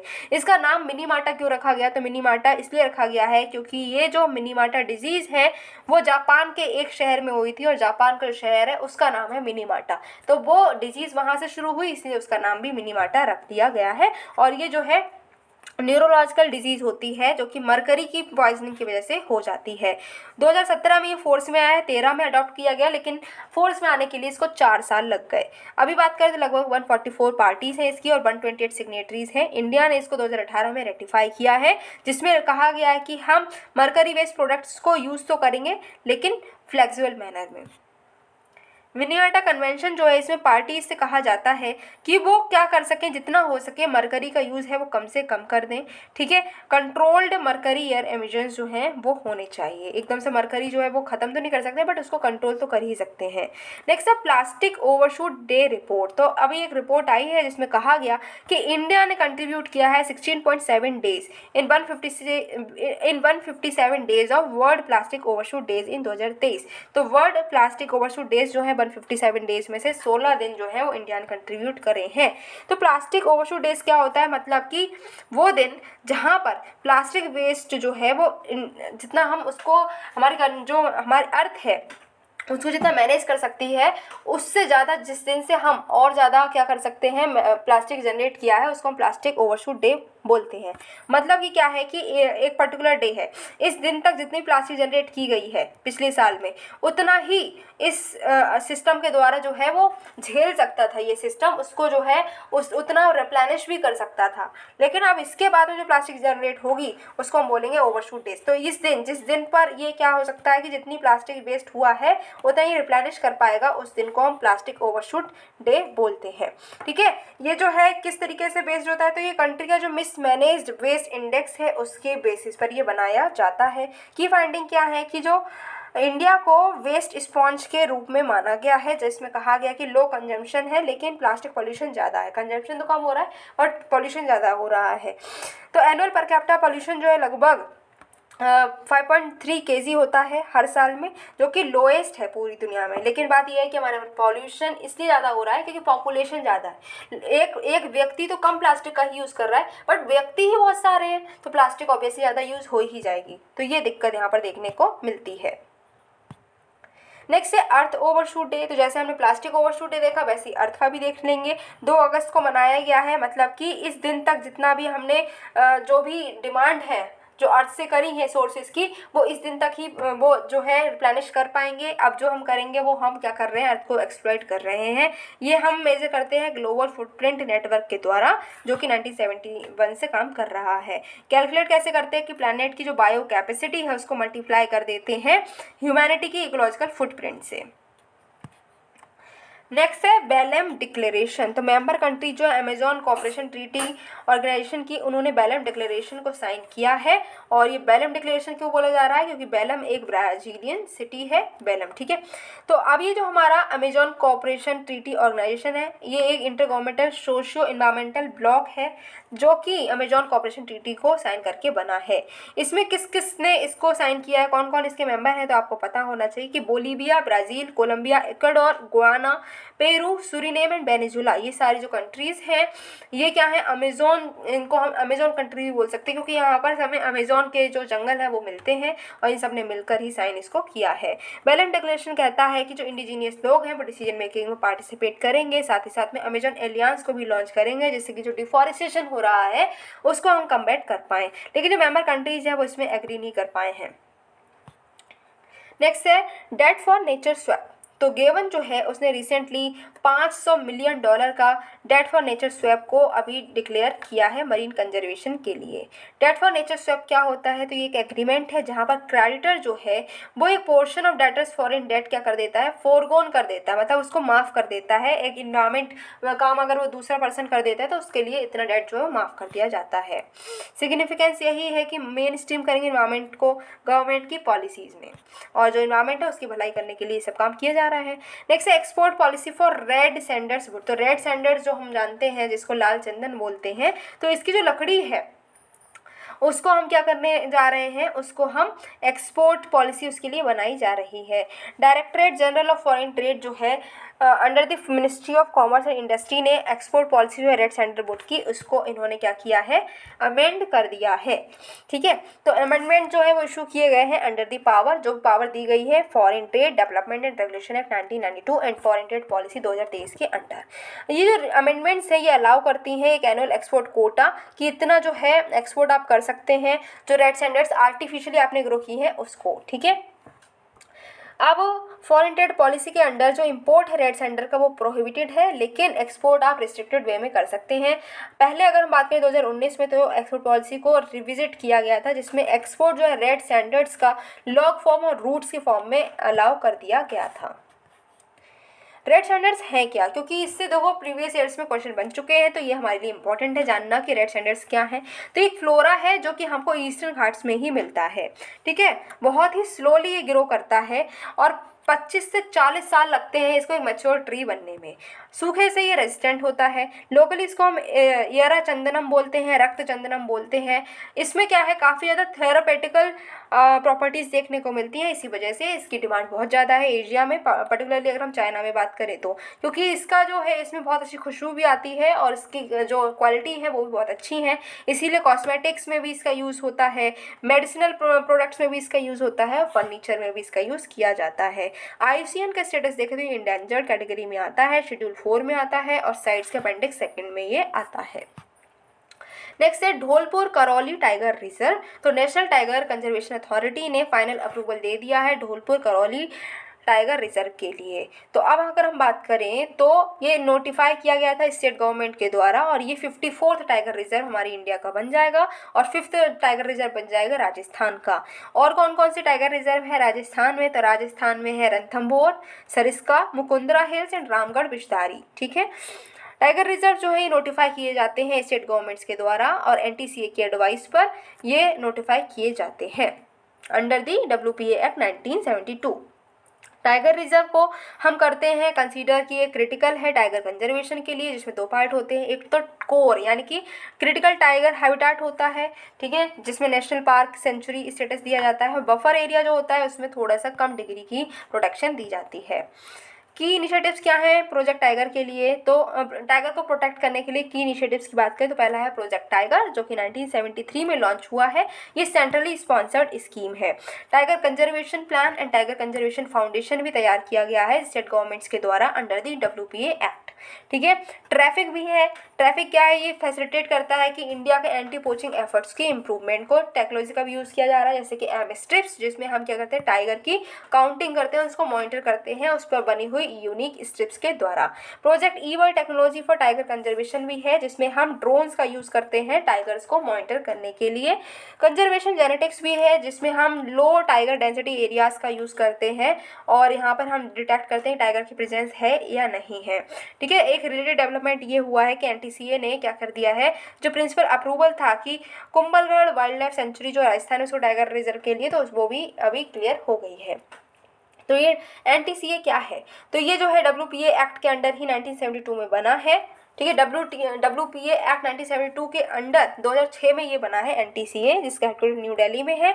Ministry of environment forest and climate change के अंडर आता है, ठीक है। चेयरपर्सन इसमें मिनिस्टर इंचार्ज ऑफ, जो हमारे ministry of environment forest and climate change है वही होते हैं, और ये टाइगर्स का जो भी मेंटेनेंस है वो ये करते हैं। नेक्स्ट है IUCN's integrated tiger habitat conservation programme, जिसको हम टाइगर प्रोग्राम भी बोल सकते हैं। तो इन्होंने लॉन्च कर दिया है a call for concept notes for phase 4 of programme. Phase 4 मतलब क्या? फेज 4 का मतलब है कि ये जो फोकस है उसको दूसरे पैंथरीन स्पीसीज में भी अपना बढ़ाएंगे। टाइगर के अलावा ये लेपर्ड्स और क्लाउडेड लेपर्ड्स पर भी अपना ध्यान अब देंगे। इसको 2014 में लॉन्च किया गया और ये स्ट्रेटेजिक फंडिंग मैकेनिज्म है, जिसको सपोर्ट किया जा रहा है German federal ministry for economic cooperation and development के द्वारा, ठीक है। और ये ग्लोबल टाइगर रिकवरी प्रोग्राम में भी कंट्रीब्यूट करता है और टाइगर के नंबर को डबल करना चाहता है 2022 तक। नेक्स्ट है स्टेट ऑफ इंडिया बर्ड्स 2023 की रिपोर्ट जो है रिलीज की है wild life institute of India and geological survey of India ने। रिपोर्ट क्या है? ये पीरियोडिक असेसमेंट किया जाता है कि कहाँ पर कितनी जो बर्ड्स स्पीसीज मिल रही है, उनका स्टेटस क्या है, उसकी अबंडेंस कितनी है, ये सब इसमें एनालाइज किया जाता है। इंडिया की बर्ड स्पीसीज की अगर हम बात करें, की हाईलाइट्स देखें तो बर्ड स्पीसीज रिचनेस तो कम हुई है, क्योंकि कॉमर्शियल मोनोकल्चर हो रहा है प्लांटेशन में, अर्बनाइजेशन हो गया है, इंफ्रास्ट्रक्चर डेवलपमेंट हो रहे हैं, क्लाइमेट चेंज हो रहा है, तो यहाँ पर बर्ड्स की स्पीसीज में भी कमी देखने को मिली है। लॉन्ग डिस्टेंस माइग्रेंट्स भी कम हुए, जो दूर दूर से हमारी इंडिया में जो बर्ड्स आती थी वो भी अब आधी हो गई, उनकी जो नंबर है वो 50% तक पहुंच चुका है। शोर बर्ड्स की बात करें, जो आर्टिक में जो ब्रीड करती हैं वो पर्टिकुलरली अफेक्ट हुई हैं इससे। सेवरल बर्ड स्पीसीज जैसे कि इंडियन पी फाउल है, रॉक पीजन है, एशियन कोयल है, हाउस क्रो है, ये बड़े हैं, ठीक है। कीबर्ड्स और उनके हैबिटाट की बात करें तो इंडेंजर्ड कौन कौन सी हैं? तो इंडियन स्किमर, ठीक है, जो कि चंबल गंगा बेसिन में मिलती हैं ज़्यादातर। नेक्स्ट है report on inclusive conservation initiative. ये जो रिपोर्ट है रिलीज़ की है ग्लोबल इन्वायरमेंट फैसिलिटी और कंजर्वेशन इंटरनेशनल के द्वारा। की हाईलाइट्स की बात करें तो इसमें कहा गया है कि जितनी भी टेरेस्ट्रियल प्रोटेक्टेड एरिया है उसका 40% इंडिजीनियस लोग ही ओन करते हैं। नेक्स्ट है कि इंडिजीनियस लैंडस्केप जो है उसका इक्वल और ग्रेटर इम्पैक्ट्स होते हैं डिफॉरेस्टेशन को रिड्यूस करने में। लेस देन 1% जो क्लाइमेट चेंज मिटिगेशन और अडेप्टेशन फंडिंग है वो डायरेक्ट की गई है IPLC के टूवर्ड्स। ओनली 7% जो $1.7 बिलियन US का 7% फंडिंग ही ILPC की तरफ गई है। तो ये भी यहाँ पर कुछ हाईलाइट्स हैं। ICA की बात करें तो ये GEF के द्वारा इंडोर्स हुआ है 2022 में। एम है कि हम IPLC को सपोर्ट करेंगे जिससे कि इन्हांस कर सकें लैंडस्केप की तरफ, सी स्केप की तरफ, टेरिटरीज की तरफ, जिससे कि बायोडाइवर्सिटी को हम और बचा पाएंगे। 4 कंपोनेंट हैं। लोकल एक्शन लिया जाएगा जिससे कि हम ग्लोबल इन्वायरमेंटल बेनिफिट्स को डिलीवर कर पाएँ, ग्लोबल IPLC कैपेसिटी बिल्डिंग कर पाएँ। IPLC लीडरशिप भी लेकर आना चाहते हैं इंटरनेशनल इन्वायरमेंटल पॉलिसी में। इंक्लूसिव है जिसमें हम कंजर्वेशन नॉलेज जो है वो एक्शन में लेकर आएंगे। ग्लोबल बायोडाइवर्सिटी फ्रेमवर्क फंड भी हम बनाकर लेकर आए हैं, जो कि आज का हमारा पहला टॉपिक ही था। इंडिया ने कम्युनिटी रिजर्व्स को भी फॉर्म किया है और सेक्रेड ग्रोव को भी रिकॉग्निशन प्रोवाइड की है। CI क्या है, CL क्या है, दैट इज कंजर्वेशन इंटरनेशनल। ये USA बेस्ड NPO है, यानी कि नॉन प्रॉफिट ऑर्गेनाइजेशन है, जो कि नेचर को प्रोटेक्ट करने के लिए काम करता है। नेक्स्ट है थोरासोरस इंडिसस। तो थोरासोरस इंडिसस क्या है, तो ये long necked plant eating dicraeosaurid dinosaur है, जो कि राजस्थान में मिला है। ये 167 मिलियन पुराना है और नई स्पीसीज जो अब तक नहीं पता थी उसमें इसको ऐड किया गया है। थ्योरीज ने ये सजेस्ट किया कि ओल्डेस्ट डायनासोर भी हो सकता है चाइना से आया हो। इसके जो फॉसिल्स हैं वो हमको नॉर्थ और साउथ अमेरिका में, अफ्रीका में और चाइना में भी पहले मिले हैं। और इसका नाम थोरासोरस क्यों रखा है, क्योंकि थार डेजर्ट में ये मिला है, तो राजस्थान के थार डेजर्ट से ही इसका नाम थारासोरस रख दिया गया है। नेक्स्ट है मिथाइलोटी माइक्रोवियम बुरेटेंस 5G BIC। तो ये क्या है, ये मेथानोट्रॉप बैक्टीरियल स्ट्रेन हमको अभी मिला है, जो कि पोटेंशियली मीथेन को रिमूव कर सकता है लैंडफिल्स, पैडी फील्ड्स या फिर ऑयल और गैस वेल से। अगर इस बैक्टीरिया को हम हार्नेस करते हैं लार्ज स्केल पे, तो इससे लगभग 240 मिलियन टन्स की जो मीथेन है उसको एटमॉस्फेयर से हम दूर कर सकते हैं। ये बैक्टीरिया बायोमास को प्रोड्यूस करती है जब ये मीथेन को कंज्यूम करती है, जो कि हम बायोमास जो प्रोड्यूस होगा वो एक्वाकल्चर में यूज़ कर सकते हैं। मीथेन जो है लगभग 85 गुना ज़्यादा पोटेंट है कार्बन डाइऑक्साइड से। 20 साल के अगर हम टाइम स्केल पे देखें, और लगभग जितनी भी ग्लोबल वार्मिंग होगी उसकी 30% मीथेन से हो सकती है। नेक्स्ट है टर्टल्स एंड टर्टवाइज। तो पीलीभीत टाइगर रिजर्व जो हमारे उत्तर प्रदेश में है, और जो टर्टल सर्वाइवल एलियंस एक NGO है, इन दोनों ने हाथ मिलाए हैं जिससे कि ये टर्टल्स और टर्टवाइज को बचा पाएंगे। टर्टल और टर्टवाइज दोनों अलग होते हैं, बट हमें वो एक से लगते हैं, बट अभी हम इसका डिफरेंस देखेंगे। दोनों ही वैसे तो रेप्टाइल्स हैं। टर्टल्स की बात करें तो ये पानी में रहते हैं, ठीक है, ओमनीवोरस होते हैं, और इसमें जो शेल होती है थोड़ी पतली होती है और ज़्यादातर वाटर डायनेमिक शेल होती है। फ्लिपर्स इनमें ज़्यादा होते हैं, ठीक है। टर्टवाइज की बात करें तो लैंड पर रहते हैं, पहली बात, जैसे कि डेजर्ट्स में मिल जाएंगे, हमें फॉरेस्ट में मिल जाएंगे, हर जगह ये मिल सकते हैं लैंड पर। वेजिटेरियन होते हैं। टर्टल्स क्या है, ओमनीवोरस, लेकिन जो टर्टवाइज में वेजिटेरियंस होते हैं, इनकी शेल काफ़ी राउंडेड होती है, डोम्ड होती है, और इनकी 4 लेग्स भी होती हैं, और जो पैर जो पीछे के होते हैं वो हाथी जैसे पैर जैसे शेप में होते हैं, मतलब इतने बड़े तो नहीं होते, बट हाँ उस शेप वैसा ही इसमें होता है। नेक्स्ट है फुजीवारा इफेक्ट। तो नेशनल वेदर सर्विस जो है उसके मुताबिक बात करें तो 2 हरिकेन्स या फिर साइक्लोन्स सेम डायरेक्शन में मूव कर रहे हैं, और एक साथ जब आ जाते हैं तो एक इंटेंस डांस शुरू हो जाता है। कॉमन सेंटर के आसपास एक इंटेंस डांस शुरू हो जाता है, इसको ही हम फुजीवारा इफेक्ट कहते हैं। ये इंटरेक्शन 2 साइक्लोन के बीच में होता है, इसको फुजीवारा इफेक्ट कह रहे हैं। रेयर इंस्टांसेस में 2 साइक्लोन जो हैं जो कि इंटेंस होते हैं वो आपस में मर्ज कर जाते हैं, तो इससे जो हैवॉक क्रिएट होता है उसको हम फुजीवारा इफेक्ट कह रहे हैं। और पहली बार ऐसा हुआ कि वेस्टर्न पैसिफिक ओशन में टाइफून जो है मैरी और केती, ये 1964 में मर्ज हो गए थे, और इसको पहली बार जो है फुजीवारा फुजीवारा 1921 में जापान में इसको आइडेंटिफाई किया, इसीलिए इस इफेक्ट को फुजीवारा का नाम दिया गया है। और इसी के साथ साथ हमारे जो इन्वायरमेंट के जो भी जितने करंट अफेयर्स थे पिछले मंथ के, वो हमने कवर कर लिए हैं। आई होप आपको समझ आए होंगे और इंटरेस्टिंग लगे होंगे। अगर ऐसा है तो आपको क्या करना है, वीडियो को लाइक करना है, शेयर करना है, चैनल को सब्सक्राइब करना है, जिससे कि आने वाली वीडियो की नोटिफिकेशन आप तक पहुँचे, जिसको देखकर आप खुद को और अपडेट कर पाए।